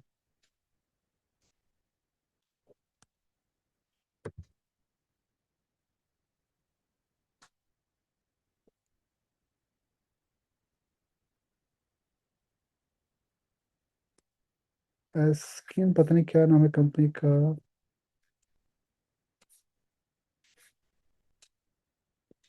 सर हम लोग थोड़े डिरेल नहीं हो गए टॉपिक से जो सॉरी। मैं लग रहा है हम थोड़ा डिरेल हो गए टॉपिक से। नहीं नहीं, इट्स ओके। जब तक चीजें कंसेप्ट माइंड में रहेगा ना, वो क्लियर नहीं होगा। क्योंकि एक्चुअल में मैं आपको ब्राउजर के बारे में बता रहा हूँ ना, तो वो चीजें थोड़ी सी रिलेट हो जाती हैं यहाँ पे। Although I forgot the name. The 6 speed, हाँ, ये मतलब एक ही कंपनी है जो गियर बॉक्स बनाती है, और वही गियर बॉक्स को 10-12 कंपनियां यूज कर रही हैं। और एक्चुअल में ये जानना जरूरी है आप लोगों के लिए कि आप लोगों को लगता है कि ब्रेव एक अलग ब्राउजर है, एज एक अलग ब्राउजर है, लेकिन ये दोनों ब्राउजर किससे बने हुए हैं? क्रोमियम से। गूगल क्रोम से, और क्रोम भी खुद एक्चुअल में क्रोमियम से बना हुआ है। इनफैक्ट अभी जो रिसेंटली चैट जीपीटी ने और क्या नाम था उसका, परप्लेक्सिटी ने जो ब्राउजर लॉन्च किया था, वो ब्राउजर भी क्या है, वो सब क्रोम से ही बने हुए हैं। तो ये सारे ब्राउजर किससे बने हुए हैं? क्रोम से। क्रोम से बने हैं। अब आपको क्या लगता है कि एप्पल अपनी एलसीडी खुद बनाता है? नहीं सर, वो सैमसंग से आउटसोर्स करता नहीं, है स्क्रीन। सैमसंग को उसने टेंडर दे रखा है, ऑर्डर दे रखा है, तो सैमसंग उनके लिए स्क्रीन बिल्टअप करता है। इनफैक्ट पहले तो एप्पल चिप्स किसकी यूज करता था, प्रोसेसर वाली, इंटेल वाली। लेकिन आफ्टर 2020 अपनी खुद की इन हाउस, क्योंकि नाउ उनको लगता है कि उनकी चिप ज्यादा बेटर है as compare to Intel. Okay. तो ब्राउजर एक्चुअल में बहुत सारे नहीं है, आपको डाउनलोड करते वक्त बहुत से ब्राउजर दिखते हैं इंटरनेट पे, लेकिन एक्चुअल में टोटल ब्राउजर 3 ही हैं। और ये मैं आपको जावास्क्रिप्ट के टॉपिक में भी बताता। तो बेनली 3 ही ब्राउजर इंजन हैं। क्रोम, तो ये देखो, ये सभी ब्राउजर का इंजन एक ही है, जावास्क्रिप्ट इंजन सेम, इन सबका सेम है। और ये तो अब डिलीट हो चुका है, तो मेनली ब्राउजर 3 ही हैं ये, सफारी, फायरफॉक्स और जो क्रोम है। इसी पे सब कुछ, एवरीथिंग जो है वो इसी पे बेस्ड है इंटरनली। ओके। तो जब भी कोई नया ब्राउजर आएगा, जो जैसे आप फीचर्स की बात कर रहे थे, वो फीचर एक्चुअल में डिपेंड किस पे करता है, कि उसके पेरेंट ब्राउजर ने उसको सपोर्ट करना शुरू किया या नहीं। तो एज वही फीचर सपोर्ट करेगा जो किस में आ गए हैं, क्रोमियम में, क्योंकि क्रोमियम पे ही तो बेस्ड है ना क्रोम और एज। ओके। इनफैक्ट क्रोमियम किसका ब्राउजर है? ये भी गूगल का ही ब्राउजर है। ये रहा, ये ब्लू कलर का होता है, लेकिन ये फुली ओपन सोर्स है। तो कोई भी कंपनी क्रोमियम के पूरे सोर्स कोड को डाउनलोड कर सकता है, कस्टमाइज करके अपना नया ब्राउजर बना के मार्केट में लॉन्च कर सकता है। ओके। सर या यस सर। जैसे यस सर। एंड्रॉयड है, एंड्रॉयड ओपन सोर्स है ना, तो सैमसंग भी एंड्रॉयड यूज कर रहा है, लेकिन Xiaomi वगैरह भी एंड्रॉयड यूज कर रहे हैं। क्या इनके एंड्रॉयड का नाम एंड्रॉयड होता है या इनके अलग नाम होते हैं? होता एंड्रॉयड बेस्ड है, लेकिन ऊपर ये लेयर चेंज, जैसे सैमसंग इसको पता नहीं वन UI समथिंग क्या नाम देता है, ऐसे करके नाम से देता है उसको बाद में। ओके। बट इंटरनली तो एंड्रॉयड ही है ना। क्लियर हुआ? तो टेक्निकली ब्राउजर कितने हैं सिर्फ हमारे पास? 3। सिर्फ 3 ही ब्राउजर हैं। एंड नाउ जो आजकल आप ब्राउजर यूज कर रहे हो, ये तो एवरग्रीन ब्राउजर्स हैं। एवरग्रीन ब्राउजर का मतलब होता है ये ऑटोमेटिक रिफ्रेश होते जाते हैं। हर 1 महीने में आपको गूगल क्रोम का नया अपडेट मिल जाएगा। हर 3 महीने में हमें सफारी का अपडेट मिल जाता है। ओके। तो ये ब्राउजर नॉर्मली 1-1, 2-2 महीने के अंदर क्या होते जाते हैं, अपडेट होते जाते हैं। ठीक है ना? All right. तो यस, जो आपके पुराने फीचर्स है ना, जो आप सोचते हो कि HTML4 या पुराने टैग हैं, ये पुराने ब्राउजर पे भी चलते हैं, क्योंकि HTML बैकवर्ड सपोर्ट देता है कि पुरानी चीजें भी चलेंगी और नई चीजें भी फ्यूचर में अपग्रेड होंगी। ओके। हैश टैग क्यों होता है वेबसाइट में? सर हेड टैग क्यों होता है?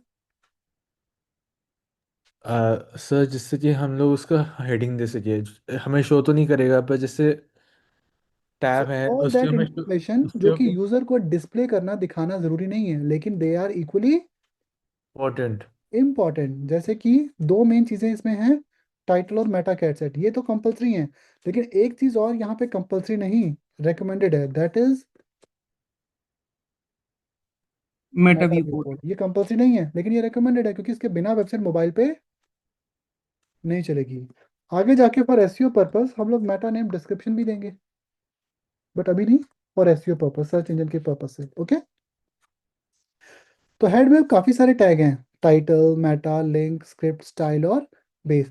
इनमें से कोई भी टैग यूजर की स्क्रीन पे डिस्प्ले नहीं, मतलब दिखाई नहीं देता। ये सारे के सारे हिडन होते हैं। ओके, और जितना भी विजिबल कोड है जो यूजर स्क्रीन पे देखता है, जो उसको विजिबल है, वो सब किस में आता है? Within the body. तो body means the whole visible part. ये जो व्हाइट विंडो है ना, यहाँ से जहाँ मेरा कर्सर के नीचे ये जो पूरी व्हाइट विंडो है ना, ये पूरा व्यू एरिया, दिस वन, ये हमारी बॉडी होती है। Okay, alright. टाइटल एक बार आता है और कहाँ होता है? ऑलवेज हेड में होता है। मेटा कैटसेट, ये भी एक होता है, एक से ज्यादा? ये एक ही टैग होता है सर। ये भी एक ही बार होगा, एक से ज्यादा नहीं होगा। अर्लियर जब वेब बनाया गया था तो कैटसेट कौन सा होता था? जो विंडोज वन वेस्ट, फाइव या to the five Western European Windows 1252 पुराना वाला। वन। लेकिन इसकी ड्रॉबैक क्या था? ये सिर्फ अस्काई करेक्टर सपोर्ट करता है, जो कि 32 से 255 रेंज के थे। तो उनके आगे के, जो उनके बाद के करेक्टर्स थे, वो वेबसाइट पे काम नहीं करते। तो इसके लिए कौन सा कोडिंग यूज किया गया? UTF-8। यूटीएफ-8। यूटीएफ-8 से आपकी वेबसाइट 1 लाख से ज्यादा करेक्टर्स, ऑलमोस्ट 1.5 लाख, तो मुझे एग्जैक्टली पता है, इतने करेक्टर्स सपोर्ट कर सकता है, including the latest emojis, Chinese character, Japanese character, Korean character, Hindi Devanagari character, Punjabi character, Gurmukhi character जिसको कहते हैं, या फिर क्या कहते हैं उसको, एनी लोकल लैंग्वेज। तो अगर हम इंडिया की बहुत सी सारी कोई भी लोकल लैंग्वेज यूज करें, तो वो किस में सपोर्ट करेगी? UTF-8 ब्राउजर में। विंडोज 1252 में वो सपोर्टेड नहीं होती है। ठीक है, इनफैक्ट ये तो लेगेसी है, आउटडेटेड है, प्रेफर क्या करो? UTF-8। ठीक है, पहले मेटा कैसेट इतने बड़े बड़े, इतने लंबे भी लिखे जाते थे, सी, तो मेटा कैसेट को पहले इतना बड़ा लिखा जाता था, अगेन कॉपी पेस्ट ही करते थे। इनफैक्ट UTF-8 वर्ल्ड की 98.7% वेबसाइट को सपोर्ट करता है। तो वर्ल्ड की मैक्सिमम वेबसाइट किस पे बनी हुई है? UTF-8। इनफैक्ट मैक्सिमम आप भी वेबसाइट ऐसी बनाओगे जो UTF-8 बेस्ड होगी। मैंने तो आज तक बनाई ही ऐसी हैं, इनके अलावा और कभी बनाई नहीं। एट द बॉटम मैंने एक लिस्ट दे रखी है HTML के टैग्स की। ये लिस्ट जस्ट एक, बस याद कर लो कि यस मैंने बनाई हुई है, लेकिन आपको इस लिस्ट को रटना नहीं है, क्योंकि इस पर लिस्ट के अकॉर्डिंग पहला टैग कौन सा है? ए। अल्फाबेटिकली ए। और ए में इस वीक नहीं पढ़ाऊंगा, ए तो मेरा नेक्स्ट वीक के टॉपिक में आएगा। ठीक है, तो इस लिस्ट को बस इसलिए याद रखो कि कभी कोई टैग चेक करना पड़े, क्योंकि मैक्सिमम सारे टैग तो मैं यहाँ पे कवर अप कर ही दूंगा। ठीक है, तो अगर हम इसको स्क्रॉल डाउन करें तो यू विल सी 145 टैग्स यहाँ पे मेंशन है। ओके, कुछ टैग आगे जाके HTML5 ने लेटर ऑन, बाद में जाके रिमूव कर दिए, जैसे कि एक मेन्यू नाम का टैग, MENU, दिस वन। ये अभी रिसेंटली HTML ने 5.3 वर्जन में नोटिस क्या डाला है कि ये टैग जो है, ये या तो हट गया है या फ्यूचर में हट जाएगा। तो मेन्यू को फ्यूचर में अब यूज नहीं करना। क्यों?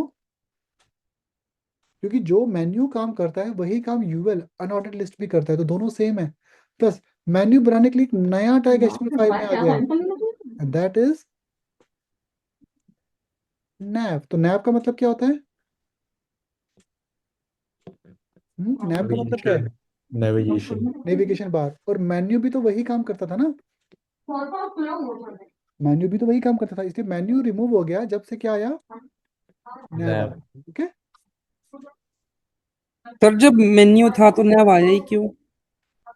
एक्चुअली मेन्यू ना थोड़ा सा मिसलीडिंग है।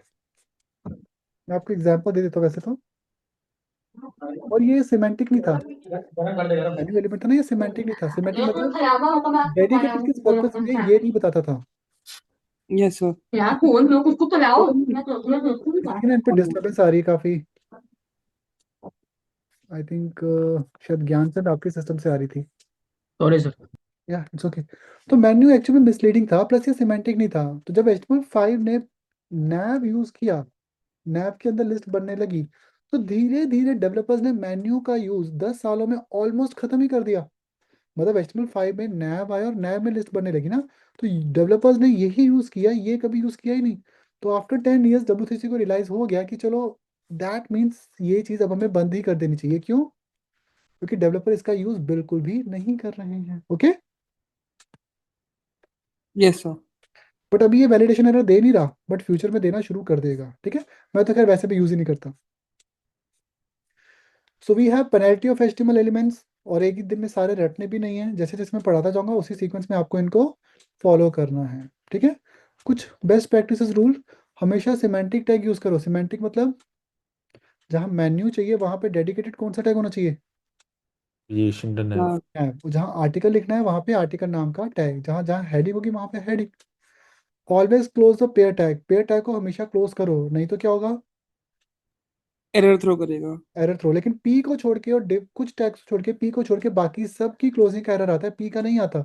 लेकिन आपको पी को भी क्लोज करना है। ठीक है, टैग्स को हमेशा लोअर केस में ही लिखना। ऑल्दो ऐसा कंपल्शन नहीं है, एरर नहीं देता, लेकिन फिर भी लोअर केस ही रेकमेंडेड होता है। पिक्चर तो खैर हमने यूज नहीं किया, तो ये छोड़ दो। वैलिडेशन मैंने आपको पहले बता रखी है, और कीप इट सिंपल, तो वो बात की बात है।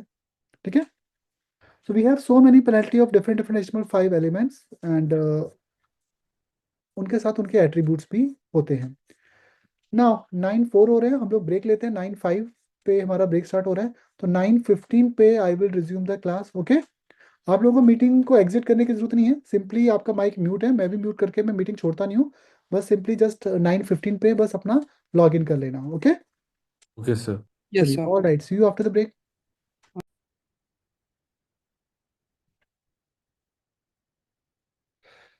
एंड आफ्टर टैग्स हम लोग थोड़ा सा इंट्रोडक्शन लेंगे HTML के एट्रीब्यूट्स का, क्योंकि HTML में टैग और एट्रीब्यूट ही the most important things are there. Attributes का काम क्या होता है? Properties provide करना. किसी भी टैग को प्रॉपर्टीज देना। But attributes are not compulsory कि हर टैग में एट्रीब्यूट देना कंपलसरी होगा ही होगा। नो, किसी किसी टैग में एट्रीब्यूट होते हैं, किसी में नहीं होते। Attributes are first call global. Global attribute होते हैं, जैसे क्लास और आईडी मैंने आपको बताया, इनको ग्लोबल बोला जाता है। तो दैट मीन्स ये किसी भी HTML एलिमेंट पे एप्लीकेबल है। तो आप क्लास और आईडी को किसको दे सकते हो? किसी भी टैग को दे सकते हो। तो that's why they are called global. जैसे पैराग्राफ हो गया। Paragraph, heading, body, any tag. कुछ को बोला जाता है बूलियन। प्रोग्रामिंग में बूलियन वर्ड कहाँ यूज होता है? So true या ट्रू false के लिए. फॉल्स के अंदर ट्रू फॉल्स। जहाँ पे यहाँ तो चीज हमारी ट्रू होती है, यहाँ तो फॉल होती है। फॉर एग्जाम्पल, ये इनपुट इनेबल्ड है या डिसेबल्ड है? अभी एनेबल्ड Enabled है। है. इनेबल्ड है। तो इसी में एक बूलियन एट्रीब्यूट दे दो डिसेबल्ड, इसकी वैल्यू नहीं देनी। No equal to, no double equal to के बाद नो वैल्यू। जैसे आपने इसको डिसेबल कर दिया, सी अभी एडिट नहीं होगा। तो इनपुट में डिसेबल देने से वो डिसेबल्ड है, अगर डिसेबल्ड नहीं है तो बाय डिफॉल्ट वो इनेबल्ड ही तो है। Enabled रहेगा. ठीक है, तो डिसेबल का मतलब डिसेबल ट्रू है या डिसेबल फॉल्स है? Disable true. ट्रू है। तो हमें डिसेबल को इक्वल टू दे के वैल्यू देने की जरूरत नहीं पड़ती। ये बूलियन एट्रीब्यूट है। बूलियन एट्रीब्यूट मतलब या तो होगा या नहीं होगा. या तो होगा या तो नहीं होगा। जैसे हमारा H1 और पैराग्राफ, बाय डिफॉल्ट हेडिंग और पैराग्राफ विजिबल होते हैं, हिडन होते हैं? ये विंडो पे विजिबल है या हिडन है? हेडिंग एंड पैराग्राफ्स है। विजिबल है ना? अब मैंने एक एट्रीब्यूट दे दिया हिडन नाम का H1 को, तो ध्यान से देखो क्या हुआ। कुछ भी नहीं. नहीं. H1 हाइड हो गया ना? Yes, sir. तो अगर हिडन दोगे तो हाइड होगा, नहीं तो बाय डिफॉल्ट वो शो ही तो हो रहा है। ओके, विजिबल ही तो है। Yes, sir. So the attribute without equal two means without value को क्या बोलते हैं हम लोग? बूलियन। ओके, प्रेजेंटेशनल, ऐसे एट्रीब्यूट जिनका मेन पर्पस होता है फॉर स्टाइलिंग, डेकोरेशन के लिए दिए जाते हैं, जैसे कि स्टाइल, साइज, और मैक्सिमम तो ये रिमूव हो गए हैं। इवेंट एट्रीब्यूट होते हैं जावा से फंक्शनैलिटीज वगैरह देने के लिए, लाइक क्लिक वगैरह करना, जो हम आगे पढ़ेंगे JS के टाइम पे। तो कुछ मैंने एट्रीब्यूट्स को यहाँ पे लिस्ट में दे रखा है, बट हम एट्रीब्यूट्स को भी वन बाय वन उन टैग के साथ ही पढ़ेंगे। जैसे क्लास की एप्लीकेशन अभी नहीं है, क्योंकि क्लास का काम कब होगा, जब हम सी से स्टार्ट करेंगे। आईडी जब हम लोग लेबलिंग या ग्रुपिंग यूनिक बनाएंगे, ठीक है। तो दीज आर सम एट्रीब्यूट्स, लेकिन हम इनको यूज एकदम से आज नहीं पढ़ेंगे सारे, क्योंकि ये टैग्स के साथ साथ कवर अप होते जाएंगे। ओके,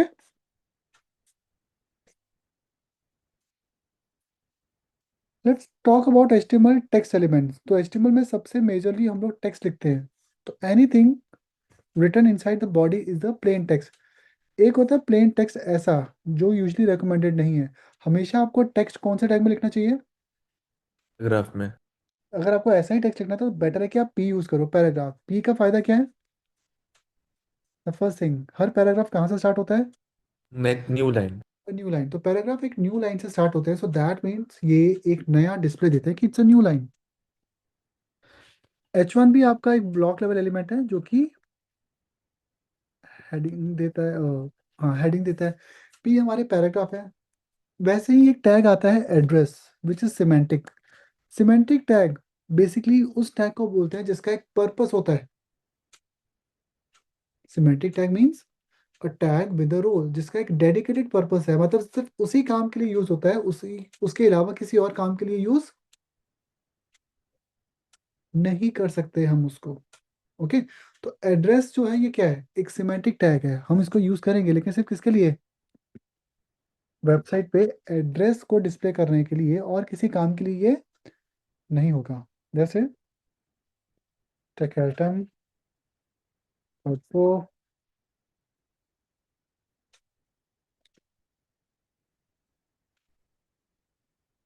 दिस, तो ये क्या है मेरा?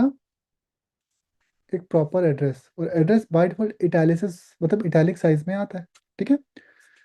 लेकिन यही चीज मैं एक और तरीके से भी ऑल्टरनेटिव बेस से कर रहा हूँ। क्या? मैंने पी लिया, मतलब पैराग्राफ, और पैराग्राफ के अंदर एक नेस्टेड टैग कौन सा लिया? आई। क्या ये अलग दिख रहा है, सेम दिख रहा है? सेम। सेम दिख रहा है सेम सर। दिख रहा है। तो लुक वाइज दोनों सेम है, बट क्या ये सेम है? Function wise no. Look wise they are same. जैसे एक ओरिजिनल चार्जर और एक पायरेटेड चार्जर देखने में बिल्कुल सेम होते हैं, जैसा। है ना। तो एक डुप्लीकेट प्रोडक्ट भी ऑलमोस्ट 99% देखने में सेम होता है, ठीक है। लेकिन वो दिखता सेम है, या काम भी एग्जैक्टली भी सेम नहीं काम करता है? हम्म क्या वो दिखता ही सेम है, या फिर काम भी सेम करता है, फंक्शनैलिटी भी सेम है? नहीं, वो सिर्फ सर दिखता है। दिखता ही सेम है बस वो। सिर्फ दिखता है, लेकिन एक्चुअल में उसकी फंक्शनैलिटी सेम नहीं होती। नहीं होती है। जैसे फॉर एग्जाम्पल, एक 4x2 कार और एक 4x4 कार, क्या दोनों लुक वाइज सेम है? नो। नहीं, लुक वाइज। मान के चलो आप फॉर्च्यूनर लेने जा रहे हो या फिर थार ले रहे हो, तो थार में 4x2 भी आता है, 4x4 भी आता है। क्या उनके लुक में फर्क होता है क्या? नो, दे आर नहीं। बिल्कुल जी बिल्कुल sir. Just same. Hardly any difference. Difference तो तब आएगा ना, अगर आप कभी स्नो में, सैंड में स्ट्रक हो जाओ या मड में स्ट्रक हो जाओ, then you will see the benefit कि 4x4 का एडवांटेज क्या होता है। ओके, तो देखने में लुक वाइज दोनों सेम ही होते हैं। इनफैक्ट कार कंपनीज खुद क्या करती हैं, थोड़ी सी कॉस्ट कटिंग लोअर मॉडल बनाने के लिए एक 4x4 बनाते हैं और एक 4x4 नहीं बनाते। जिसको दिल्ली में सिटी में लोकल चलना है, उसको 4x4 क्या करना लेके। ओके, तो दिखने में दोनों क्या होते हैं, मॉडल सेम होते हैं, दिखने में लेकिन सेम दोनों होता का है, फंक्शनैलिटी हार्डवेयर क्या डिफरेंट। होता है? दोनों के अंदर जो हार्डवेयर सिमिलर हार्डवेयर है होता है। वो, नहीं, हार्डवेयर में कुछ चीजें सेम होगी ना, जैसे इंजन सेम होगा, गियर बॉक्स थोड़ी सेम है, यस सर। या 4x4 मॉड्यूल थोड़ी सेम है, वो तो अलग अलग है ना। ओ यस यस। तो हम लोग पी से एड्रेस जैसा काम कर सकते हैं, बट पी पैराग्राफ के लिए होता है, और एड्रेस डेडिकेटेडली किसके लिए होता है? एड्रेस के लिए। एड्रेसेस के लिए। So always prefer semantic tag address for addresses. Sir one more thing. या सर जो आपने साइट दे रखी है टेकाल्टिम की, ट्यूटोरियल। उसमें आपने एक एक हेडिंग है best practices for using HTML tags. उसमें एक सब पॉइंट है use semantic HTML। Exactly. choose tags that describe the content's purpose. For example, article, section, nav, instead of generic div elements. Sir, div किस लिए use होता है? Div मैंने अभी बताया नहीं, क्योंकि ये अभी आगे सीएसएस में आने वाला था। डिव होता है ग्रुपिंग करने के लिए, just to group anything. Okay. Group Like div और class same होता है. बट एक्चुअल में div is not semantic. Okay. Div भी ग्रुप करता है और आर्टिकल सेक्शन भी ग्रुप करते हैं, बट बोथ आर डिफरेंट। दोनों डिफरेंट होते हैं, Okay. ठीक है। डिव कुछ भी ग्रुप कर सकता है, लेकिन आर्टिकल सिर्फ आर्टिकल को रैप करता है, और सेक्शन सिर्फ और सिर्फ सेक्शन को रैप करता है, okay. All right, sir. In fact अभी जो मैंने आपको एग्जांपल दी थी ना, पैराग्राफ के अंदर आई और एड्रेस, यहाँ पे ये सिंपल प्लेन टेक्स्ट है, ये भी टेक्स्ट है लेकिन एड्रेस टाइप का ना, तो इसमें सिमेंटिक कौन हुआ? Address. Address, address is semantic, उसका एक पर्टिकुलर पर्पस है, दैट्स वाई हम उसको यूज कर रहे हैं। वो सिर्फ डेकोरेशन स्टाइल देने के लिए इटैलिक नहीं है, वो फंक्शनैलिटी भी देता है, okay. All right, yes, sir. तो एड्रेस नॉर्मल टैग है सिमेंटिक? Address semantic tag है, sir. ये सिमेंटिक है, जबकि पैराग्राफ एक normal tag है. It's a normal tag just for plain text. आप इसको हेडिंग को डिस्क्राइब करने के लिए, पिक्चर को डिस्क्राइब करने के लिए, वीडियो को डिस्क्राइब करने के लिए कुछ भी यूज कर सकते हो, लेकिन एड्रेस को ऐसे नहीं कर सकते ना। Yes, sir. तो अगर आपको किसी टेक्स्ट को आई इटैलिक कन्वर्ट करना है, तो क्या वहां पे आई देना चाहिए एड्रेस? वहां पे तो I देना चाहिए. आई, क्योंकि आई प्रेजेंटेशन होता है ना, स्टाइल देने के लिए Yes, just. sir. Blockquote, ये भी सिमेंटिक लेवल पे ही यूज होता है mainly. This is mainly for quotations, जैसे वेबसाइट पे रिव्यूज, मतलब कोटेशंस वगैरह, किसी बुक की कोटेशन, ये ब्लॉक कोट होता है। मैंने इसमें कुछ लॉरम टेक्स्ट लिखा 100 वर्ड्स का। इस टेक्स्ट में गैप आ रहा है, लेकिन सिर्फ टॉप बॉटम से या लेफ्ट राइट से भी? So left right से भी आ रहा है. टॉप से, बॉटम से, लेफ्ट और राइट से, चारों तरफ से गैप आ रहा है ना, इसमें एक डिफॉल्ट मार्जिन होता है। तो ब्लॉक कोट का यूज होता है कोटेशंस देने के लिए। कोटेशंस लाइक किसी बुक की कोटेशन, किसी मैगजीन की कोटेशन, किसी पर्सन का रिव्यू। तो ऐसी कोटेशंस के लिए हम लोग डेडिकेटेडली कौन सा टैग यूज करते हैं? Block quote. Blockquote. तो ब्लॉक कोट कोटेशंस के लिए होता है, आप इसको गैप देने के लिए नहीं यूज कर सकते, क्योंकि अगर आपको गैप देना है तो बेटर आप पैराग्राफ यूज करो और पैराग्राफ को सीएसएस से गैप दे दो, ओके। Yes, sir. अब आता है प्री टैग। एचटीएमएल का एक सिंपल रूल है, can we use extra white spaces और new lines, enter for new line? No, sir. Line break use करना पड़ता है. तो BR. एंटर करने से क्या होता है? न्यू लाइन नहीं आती। और Yes, sir. व्हाइट स्पेस ज्यादा देने से क्या होता है? कुछ भी नहीं होता. Extra white We spaces. can use a paragraph or BR tag. Sorry युवन? We can use a paragraph or BR tag, sir. No, both are different. BR means basically we are just breaking the line, but that doesn't mean it's a new paragraph. For example, मैंने इस dot के बाद BR लगा दिया। Now tell me, क्या ये दो दो ब्लॉक कोट है? No, sir. एक ही है. तो एक ही कोट है, लेकिन उसमें कुछ जो क्यू वाला वर्ड है वो न्यू लाइन से आएगा। हाँ, you can simply say yes, paragraph by default break करके आता है, मींस न्यू लाइन से ही आता है, okay. Yes, sir. It's better to say like this कि यस, पैराग्राफ को ब्रेक नहीं करना पड़ता, हर पैराग्राफ ऑटोमेटिकली कहाँ से आएगा? Next line, sir. New line से ही आएगा, ओके। ऑल राइट, तो एचटीएमएल में there is a simple rule, no extra white spaces, no enters, means extra line space वगैरह। जैसे ये पैराग्राफ में एक एंटर है ना, सी मैंने एक्स्ट्रा एंटर दे दिए, क्या कोई फर्क पड़ेगा? No, sir.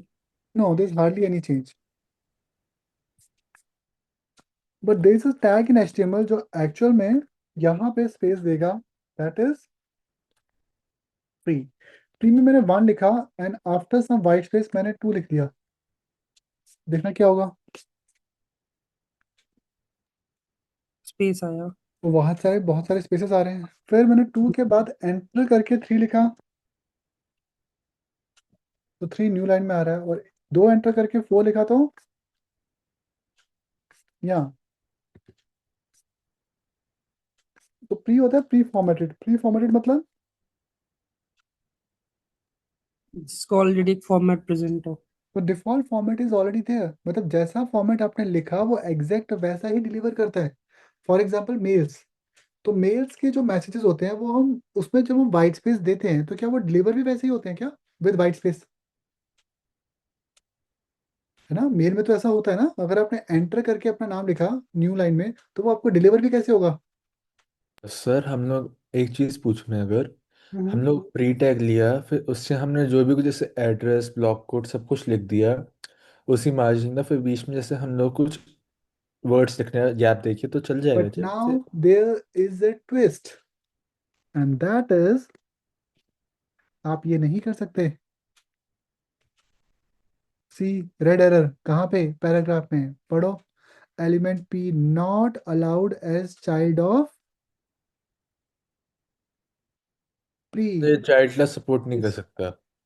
मींस प्री का चाइल्ड पैराग्राफ नहीं हो सकता और पैराग्राफ का चाइल्ड प्री नहीं हो सकता। Okay, so what should we do then?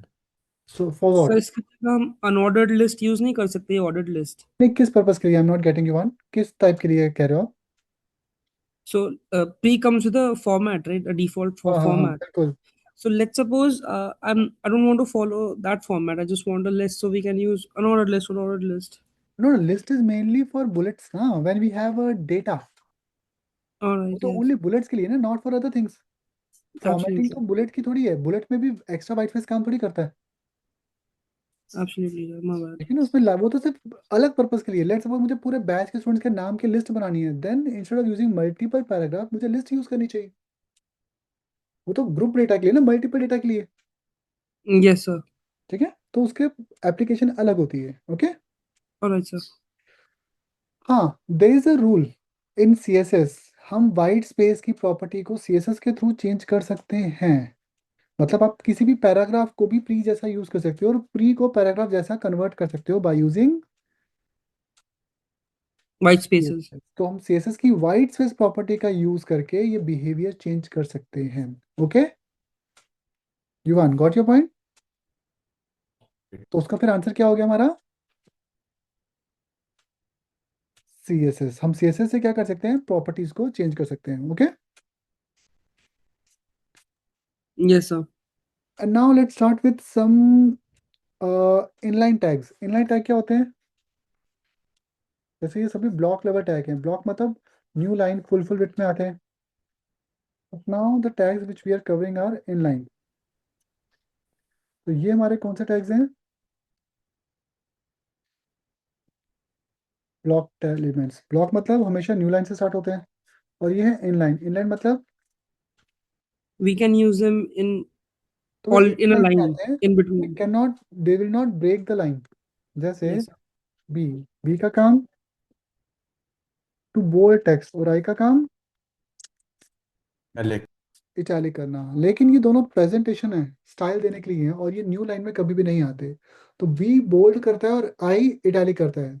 In fact इनकी जो एक्चुअल डेफिनेशंस है ना वो भी काफी अलग हैं। जैसे बी को बोला जाता है offset text conventionally styled in bold, और आई को बोला जाता है offset text conventionally styled in italic. ठीक है,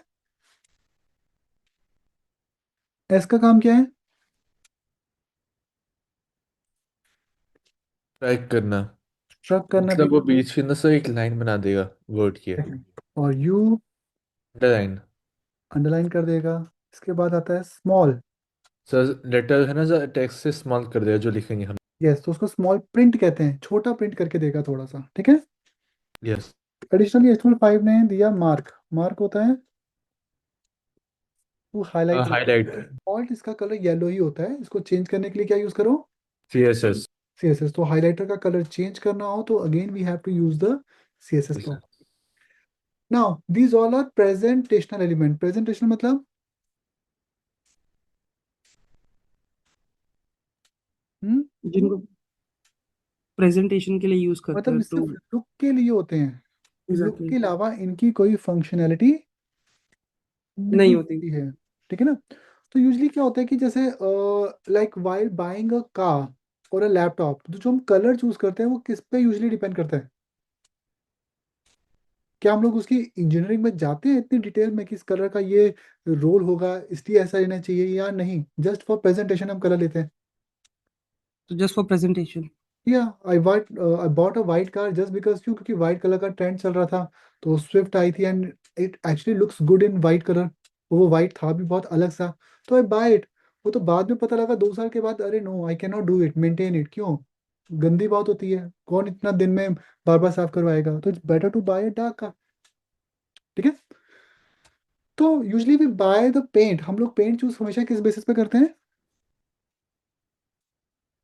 Presentation basis पे. प्रेजेंटेशन। हमें उसका कोई सिंपल रोल या डिफरेंस नहीं दिखाई देता। Like even if you buy a black car या वाइट कार, तो उसको ड्राइविंग एक्सपीरियंस में या बाकी सब चीज़ों में कोई फर्क नहीं पड़ता। तो पेंट जस्ट फॉर किसके लिए है? Presentation. जस्ट फॉर प्रेजेंटेशन है, वो तो लुक के लिए, दैट्स इट। मतलब उसका कोई अलग रोल नहीं है। ठीक है,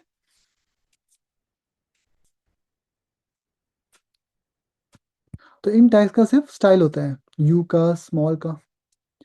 देन सम डेप्रिशिएटेड एलिमेंट्स में क्या क्या आ जाते हैं? टीटी। टीटी क्या है? टेलीटाइप। ये रिमूव हो चुका है, मतलब आप इसको पढ़ो या ना पढ़ो कोई बेनिफिट नहीं है। स्टिल मैं बता देता हूँ क्यों। माइट भी कभी कोई ऐसी पुरानी वेबसाइट आपको अपग्रेड करने को मिले, अपडेट करने को मिले, तो यू शुड नो कि ये क्या था और इसको क्या करना होता है। तो ये टाइपराइटर के जो फॉन्ट्स थे वो दिखाता था, फॉन्ट स्टाइलिंग का काम करता था। ये भी डेप्रिशिएटेड है। क्यों? क्योंकि स्टाइलिंग और डेकोरेशन का सारा काम किसका है? CSS. सीएसएस का। तो ये अब स्टिल मैंने इनको रिमूव इसलिए भी नहीं किया, लाइक आई टोल्ड यू ना, कि इंडिया में बहुत सी वेबसाइट्स हैं और यूनिवर्सिटीज हैं जो मेरे ट्यूटोरियल को यूज कर रही हैं। So they all are using them, और उनके सिलेबस में एक्चुअल में ये सारी चीज़ें पढ़ाई जाती हैं। कि हमारे यहाँ का तो जो कॉलेज के करिकुलम्स हैं, इनफैक्ट एआईसीटी से अप्रूव जो कॉलेजेस भी हैं, इंजीनियरिंग कॉलेज, उनके भी जो करिकुलम्स हैं ये काफ़ी आउटडेटेड है। They are still teaching the old technologies जो 15-15 10 साल पुरानी है। माइट भी वो फ्यूचर में एग्जिस्ट ही ना करें, खत्म हो जाए। Okay, So one question. या If we use TT tag in current scenario, will it work or हाँ, not? no, your browser supports TT type. Browsers ने Uh, सपोर्ट बंद नहीं की, browsers are still supporting center, TT, all the deprecated elements. तो browser depreciate elements को support करते हैं, लेकिन द ओनली थिंग, अगर आप वैलिडेशन को कंसिडर कर रहे हो, then you should avoid using them. all right. ठीक है, इनफैक्ट ऐसा भी नहीं होगा कि ये फ्यूचर में रिमूव हो जाएंगे, नेवर। क्यों? क्योंकि HTML5 कंपल्शन नहीं है। We can still use HTML4, we can still use HTML3 if we want। और ब्राउजर्स का काम होता है जस्ट टू डिस्प्ले, इंटरफेस दिखाना। तो वो न्यू को भी सपोर्ट करते हैं और ओल्ड को भी सपोर्ट करेंगे ही करेंगे ऑलवेज। Okay, Yes, sir. ठीक है ना? And now comes one of the most important semantic element in a website, and these are headings। तो हमारी वेबसाइट में टोटल हेडिंग्स कितनी होती हैं? और ये आज का लास्ट टॉपिक है। तो in website how 6. Many total headings are there? 6. लेकिन हम कितनी हेडिंग यूज कर सकते हैं? जैसे H1, तो H1 कितनी बार यूज करना चाहिए? 1 or 2 times at max. Actually में we cannot use, it's not recommended to use H1 more than once, क्योंकि आपके पेज की Makes हेडिंग को sense. मिसलीडिंग कर देता है कि they are two headings, they are two titles. एक पेज पे H1 कितना होना चाहिए? Once. Only one. Should use H1 but only once in a page. एक से ज्यादा बार आपको H1 यूज नहीं करना चाहिए। Yes, we can use multiple sub headings, we can use multiple sub heading. हर H1 से लेकर H6 तक साइज वाइज क्या होते जाते हैं? स्मॉल होते रहते हैं हेड का साइज। बट सिर्फ स्टाइल देने के लिए हेडिंग यूज नहीं करते, नो। हर हेडिंग का एक सिमेंटिक पर्पस होता है, एक रोल होता है। ठीक है, the first heading in a web page is H1. H1, और H1 का काम क्या है? Main heading. Important heading. तो आपके पेज का जो सबसे इंपॉर्टेंट टॉपिक है, जो जिसपे पूरा पेज लिखा गया है, वो हमेशा किस पे आना चाहिए? One. H1 So can title. there be multiple H1 in the same page? They can be, और बट ये रिकमेंडेड नहीं है एसईओ पॉइंट ऑफ व्यू से। और तो ये वैलिडेशन एरर नहीं है, W3C के अकॉर्डिंग ये एरर नहीं है, बट ये वैलिडेशन एरर नहीं होता। ये एक्चुअल में search engine and AI tools को बेसिकली मिसलीड कर देता है। ओके, जस्ट लाइक एक घर के ऊपर दो दो नंबर प्लेट लगी हुई है, एक गाड़ी पे दो दो नंबर प्लेट लगी है, तो क्या होगा?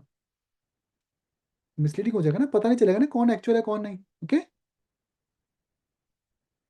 तो एक पेज पे H1 कितने होने चाहिए? 1. 1, ठीक है। और H1 यूजली बड़ा होता है साइज में, अगर हम पैराग्राफ और बाकी टैग से कंसिडर करें तो सी, ऑलवेज यूज प्रॉपर हेडिंग्स, तो हमेशा सबसे पहली हेडिंग H1 आनी चाहिए और एक ही बार आनी चाहिए। After H1 now we can use H2। जैसे आज जो मैंने आर्टिकल लिखा, मैंने उसमें सबसे पहले H1 लिखा था ना, HTML टैग्स एंड एट्रीब्यूट, उसके बाद मैंने क्या यूज किया? H2. H2। फिर मैंने इसको भी H2 क्यों लिखा? Why not H3? Because it is a subheading. किसकी? 1 की या 2 की?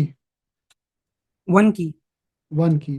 तो now the first heading is H1, the second one is H2, लेकिन after that we have to think कि वो किसके अंडर आता है, वो किसकी हायरार्की में आता है। क्लियर? Yes, sir. तो the first heading is always H1, the second one is always H2, मतलब ये तो स्टैटिकली फिक्स्ड है, पहले H1 होगा फिर H2 होगा। लेकिन जो तीसरी हेडिंग होगी वो डिपेंड करता है किसके अंडर आती है। अगर 1 के अंदर है तो 2 होगी, और अगर 2 के अंदर आती है तो 3। In short 3. H3 हमेशा कब आएगा? H2 के बाद या H2 के के बाद अंदर? ही आएगा। सॉरी, H2 के अंदर. हाँ, H2 के जस्ट बाद ना, अंडर का Yes. मतलब नेस्टेड तो नहीं बोलो, नेस्टेड नहीं होगा, यहाँ नहीं होगा, इनसाइड ही, आफ्टर बाहर ही आएगा वो सिबलिंग ही होगा, लेकिन उसके जस्ट बाद में आना चाहिए वो। Okay, Correct. Correct. For example मैंने एक आर्टिकल लिखा हुआ है फ्रंट एंड के ऊपर, तो मेरा H1 क्या है? Front end. मैंने उसको डिस्क्राइब किया, फिर मैंने एक H2 में दिया फ्रंट एंड की पहली लैंग्वेज HTML, और दूसरे में क्या दिया? तो CSS। तो वैसे ही जावास्क्रिप्ट भी किस में आएगी? JavaScript H2 में वो आएगी. भी H2 में ही आएगा। तो मेरे पास एक H1 है फ्रंट एंड, उसमें 3 H2 हैं, HTML, CSS and JavaScript. Now Yes. HTML4 HTML5 ये किसके अंडर है? H3 के अंदर. नहीं नहीं, 2 के अंदर है ना ये Yes, yes, दोनों yes. हेडिंग है, लेकिन 2 के अंडर है, इसलिए दोनों क्या Yes. होंगी? 3। तो HTML4 भी 3 होगा, HTML5 भी 3 होगा। Yes, sir. CSS2 और CSS3 भी क्या होंगे? H3 H3।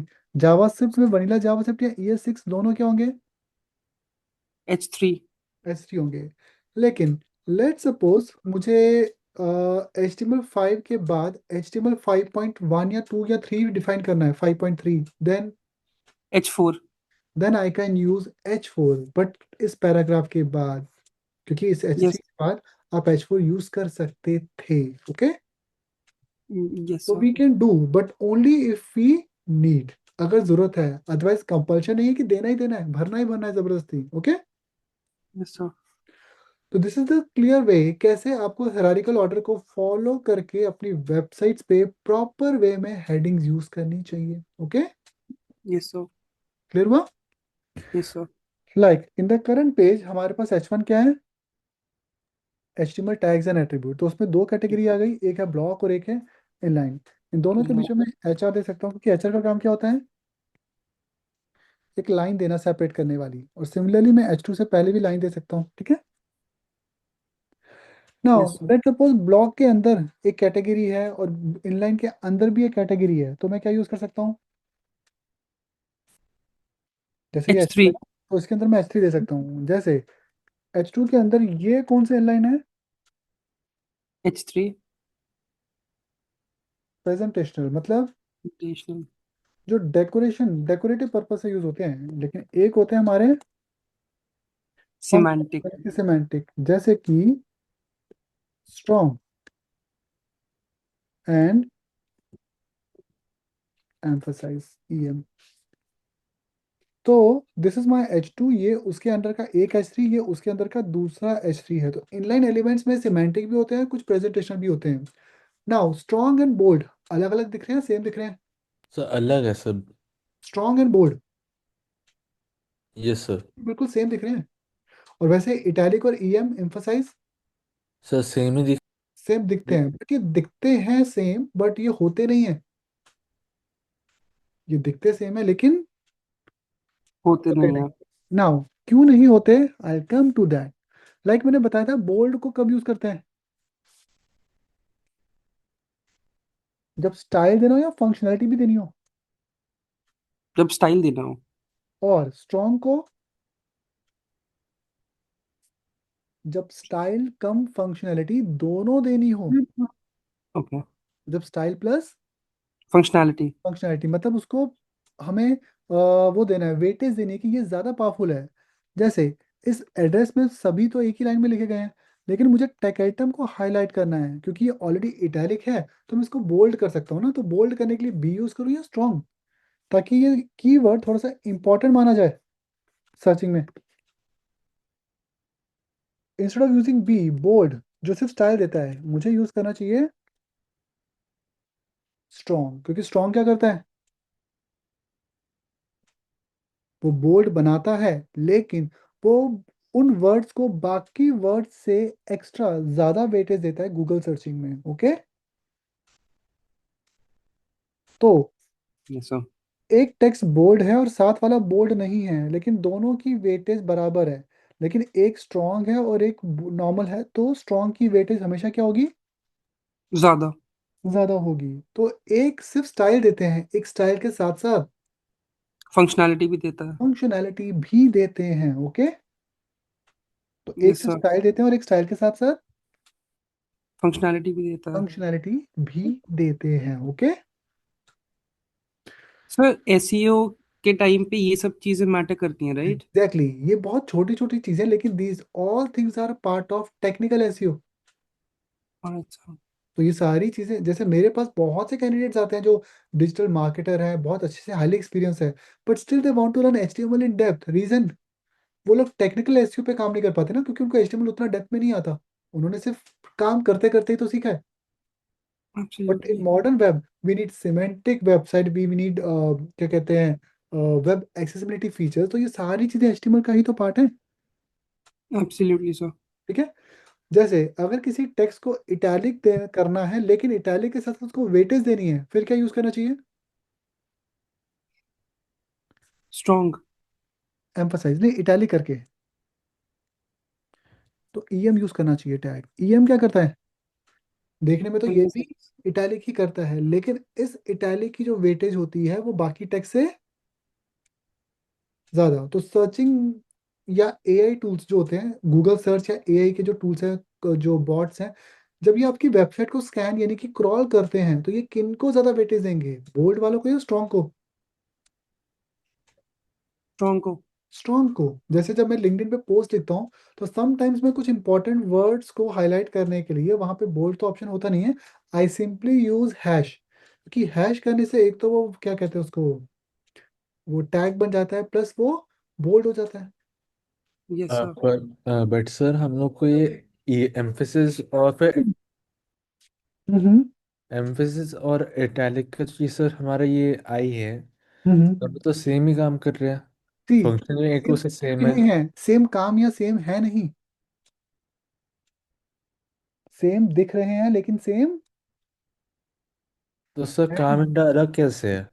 क्योंकि एम्फोसिस उस वर्ड को वेटेज दे रहा है कि ये एक्चुअल में पावरफुल है। तो अगर आपने एक पैराग्राफ में 10 वर्ड्स लिखे ना, वो 10 के 10 वर्ड एक जैसी वेटेज लेंगे ना, सेम वेटेज। बट उन 10 में से एक या दो वर्ड्स को आप बोल्ड कर दो तो उसको फर्क नहीं पड़ेगा, लेकिन स्ट्रॉन्ग करोगे तो फर्क पड़ेगा। तो वैसे ही उसमें से कुछ को इटैलिक करोगे तो फर्क नहीं पड़ेगा, सिर्फ दिखेंगे, लेकिन ईएम कर दोगे एम्फसाइज, तो क्या होगा, उनकी वेटेज में फर्क पड़ जाएगा। ओके, तो नॉर्मल पैराग्राफ्स में किन टेक्स्ट को ज्यादा वेटेज मिलती है, बोल्ड इटैलिक को या स्ट्रॉन्ग ईएम को, सर स्ट्रॉन्ग और ईएम, एम्फेसिस का। स्ट्रॉन्ग और ईएम दोनों को, पर दोनों का स्टाइल अलग अलग है ना, एक बोल्ड करता है और एक इटैलिक इटैलिक। करता है। ओके, यस सर। तो हाई प्रायोरिटी वर्ड्स कीवर्ड्स होते हैं वो किस में लिखने चाहिए फिर, बोल्ड इटैलिक में या फिर स्ट्रॉन्ग या ईएम में। स्ट्रॉन्ग और स्ट्रॉन्ग ये। तो स्टाइल हाई जैसे मतलब, जैसे सपोज आपको एसईओ पॉइंट ऑफ व्यू से लिखने हैं, जैसे मुझे पैराग्राफ के बाद यहाँ पे लिखना था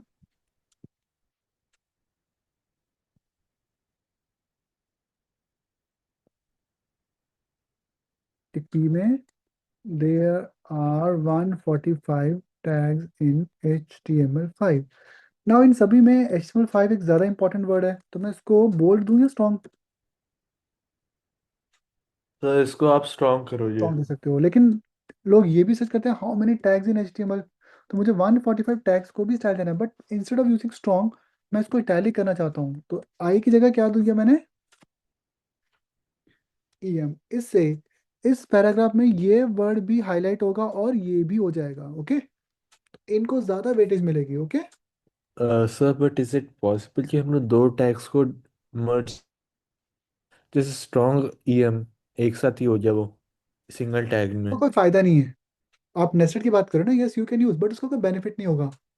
for no no example, sir, not the nested. हमने स्ट्रॉन्ग दिया, एक स्पेस कॉमा फिर ईएम हाँ दे फिर सकते हो, ब्रैकेट क्लोज।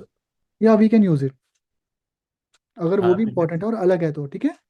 एक एग्जांपल से आप शो कर सकते हो सर आप? जैसे कॉमा सेपरेटेड वैल्यूज, आपने HTML लिखा, कॉमा CSS लिखा और कॉमा जावास्क्रिप्ट लिखा, आपको तीनों को इंपॉर्टेंस देनी है, तो क्या कर सकते हो, एक एंड स्ट्रॉन्ग में ईएम। लिखा फिर कॉमा, फिर दूसरा स्ट्रॉन्ग में लिखा फिर कॉमा, फिर तीसरा स्ट्रॉन्ग दे सकते हैं हम लोग, ठीक है। ओके।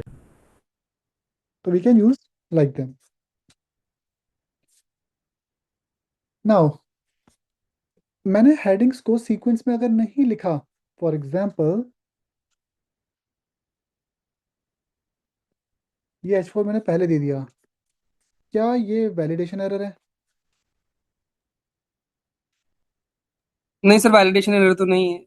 नहीं नहीं नहीं, आज के लिए वैलिडेशन एरर बन गया है। No no no no no, it's a ठीक वैलिडेशन है। एरर, क्योंकि ये पहले नहीं होता था, लेकिन अब ये आना शुरू हो गया है, नया फीचर आया ये। तो अब आपको वैलिडेटर बता देगा कि गलती है, अदरवाइज मैं पहले लाइट हाउस टेस्ट के थ्रू बताता था कि ये गलती है, क्योंकि वैलिडेटर पहले ये चेक नहीं करता था, लेकिन अब वैलिडेटर ये चेक करने लगा है, थोड़ा सा स्मार्ट हो गया है। तो दैट मीन्स आज आपको लाइट हाउस वाला टेस्ट जो होता है ना, जो ये हेडिंग का सीक्वेंस गलत है वो बताता था, वो करने की जरूरत नहीं है। क्यों? क्योंकि अब तो क्योंकि वैलिडेटर भी ये बताना शुरू कर गया है ना कि हेडिंग का सीक्वेंस या जो फ्लो है वो सही है या नहीं है। नहीं है। ओके, तो हाँ। नाउ आप वैलिडेशन से ही ये चीज चेक कर सकते हो, although it's a good thing. Yes sir. मतलब जो चीजें, जो एरर आपको एडवांस स्टेज पे जाके चेक करने पड़ते थे, वो आपको तुरंत पता लग जाएंगे, ठीक है ना। ठीक है, तो आज आप लोग एक टास्क करोगे, एक होमवर्क करोगे। आपको जितना, जैसे आपका स्क्रीन होती है ना, व्यू पोर्ट होता है इतना बड़ा यस एक सर। आर्टिकल लिखना है। Choose any topic of your choice, आप फ्रंट एंड पे, फुल स्टैक पे, AI इन वेब डेवलपमेंट, कोई भी एक अपना फेवरेट टॉपिक पिक कर सकते हो। उसके ऊपर आपको कुछ मल्टीपल पैराग्राफ, कुछ लिस्ट बनानी हो, या कुछ सब हेडिंग्स और हेडिंग्स लिखनी हो, उस टाइप से आप उस पेज को मुझे फिलअप करके पूरा भर के मेल के थ्रू रिस्पॉन्ड करना। Okay, alright sir. तो that is your homework for today. तो आपको एक पेज सोर्स बनाना है, कोड प्रोवाइड चूज करना योर है ना मुझे? Topic. Sorry, source code provide करना है ना? हाँ, तो उसकी जो .html फाइल है ना, वो मेल में मुझे अटैचमेंट में भेज देना। Alright sir. Clear? Single alright file, sir. पूरा फोल्डर तो मेल में जाएगा नहीं, तो वो जो .html की फाइल आपने प्रैक्टिस की है, सिर्फ वो फाइल आप मुझे मेल कर सकते हो, ठीक है। Sure okay sir. सर, एक हमें टॉपिक अपना खुद का चूज करना है, यस, उसके चूज योर ओन पैराग्राफ लिखना टॉपिक, है। जिसके ऊपर आप खुद से डिटेल में टेक्स्ट लिख सकते हो, कंटेंट लिख सकते हो। और जब पैराग्राफ लिखोगे तो उसमें ध्यान रखना, जो इंपॉर्टेंट हाईलाइटेड वर्ड्स होते हैं ना कीवर्ड पैराग्राफ में, वो स्ट्रॉन्ग और EM में यूज करना आप, ठीक है। Yes sir. या ओके सर। चलिए, सर ऑल वन राइट मोर। देन। यस। सर आपने कभी H6 यूज किया है? No, never. H6 का कुछ एक्चुअल यूज केस है? हाँ है, अगर आप 5 के बाद भी सब हेडिंग देना चाहते हो तो देन यू कैन यूज 6। लेकिन होता क्या है, like give you the real example कि क्यों नहीं होता। एक तो बिना CSS के H6 वैसे भी यूज नहीं होता, क्योंकि H6 ना पैराग्राफ से बहुत छोटा होता है साइज में। एब्सोल्युटली। तो जब तक CSS नहीं था मार्केट में, स्टैंडर्ड नहीं था, तब तक डेवलपर वैसे भी नहीं H6 यूज करते थे। H4 के बाद तो नॉर्मली वैसे भी 5 और 6 को यूज नहीं किया जाता। और दूसरा, हम जो वर्ड्स को या हेडिंग्स को H1 H2 H3 H4 में देते हैं ना, उनकी वेटेज होती है। जब यस। H6 में दे देते हो ना, तो उसकी वेटेज उतनी होती नहीं है। तो बेटर क्या है, उसको किसी दूसरे पेज पे एक बड़ी हेडिंग बना के लिख दो, दैट मेक सेंस। ठीक है ना। तो 6 तक, मतलब W3C ने तो ऑप्शन दिया है कि दैट आप इतने हायरार्किकल ऑर्डर में जा सकते हो, बट उतना डेप्थ तक यूजली हम लोग जानते ही नहीं है। Maximum to maximum I you always go to up to HTML4। 5 भी मैंने बहुत रेयर यूज करता हूँ। ओके, यस सर। फिर उनका SEO इम्पैक्ट ऑलमोस्ट जीरो हो जाता है। जो SEO इम्पैक्ट एब्सोल्युटली। है ना उनका, वो ऑलमोस्ट फिर जीरो हो जाता है, तो फायदा क्या है। ठीक है। सो सर फिर ये डिसकंटिन्यू क्यों नहीं हो रहे? नहीं, they can not discontinue, might भी कभी कभी इसकी एप्लीकेशन पड़े ना, मीन्स आप नहीं यूज कर रहे, 99% लोग ही नहीं यूज कर रहे, क्या पता 1% यूज करें, मेक सेंस। ठीक है ना। They are not obsolete actually, वो आउटडेटेड नहीं है, बट हम लोग इतने हायरार्किकल लेवल तक, नेस्टेड लेवल तक जाते ही नहीं है, मेक सेंस। तो इसलिए उनको यूज किया नहीं जाता। जैसे मैं आपको जावास्क्रिप्ट की एग्जांपल देता हूँ मैं, as per the JavaScript official documentation, हमारी जावास्क्रिप्ट क्या कहते हैं इसको, 53 बिट स्ट्रिंग करेक्टर सपोर्ट कर सकता है। 53 बिट मतलब 2 की पावर 53 - 1, 2 की पावर 53 - 1, ये बहुत बड़ी वैल्यू है। लेकिन अगर हम इतने करेक्टर स्ट्रिंग में स्टोर करते हैं ना, तो हमें एक ऐसा लैपटॉप चाहिए जिसकी रैम 100 GB से ज्यादा होनी चाहिए, व्हाट? और हमारे ब्राउजर्स उतनी रैम सपोर्ट करते ही नहीं है। तो जेएस ने हमें बहुत बड़ी रेंज दी है, लेकिन हमारे सिस्टम जो है करंट मार्केट में वो सपोर्ट नहीं करते।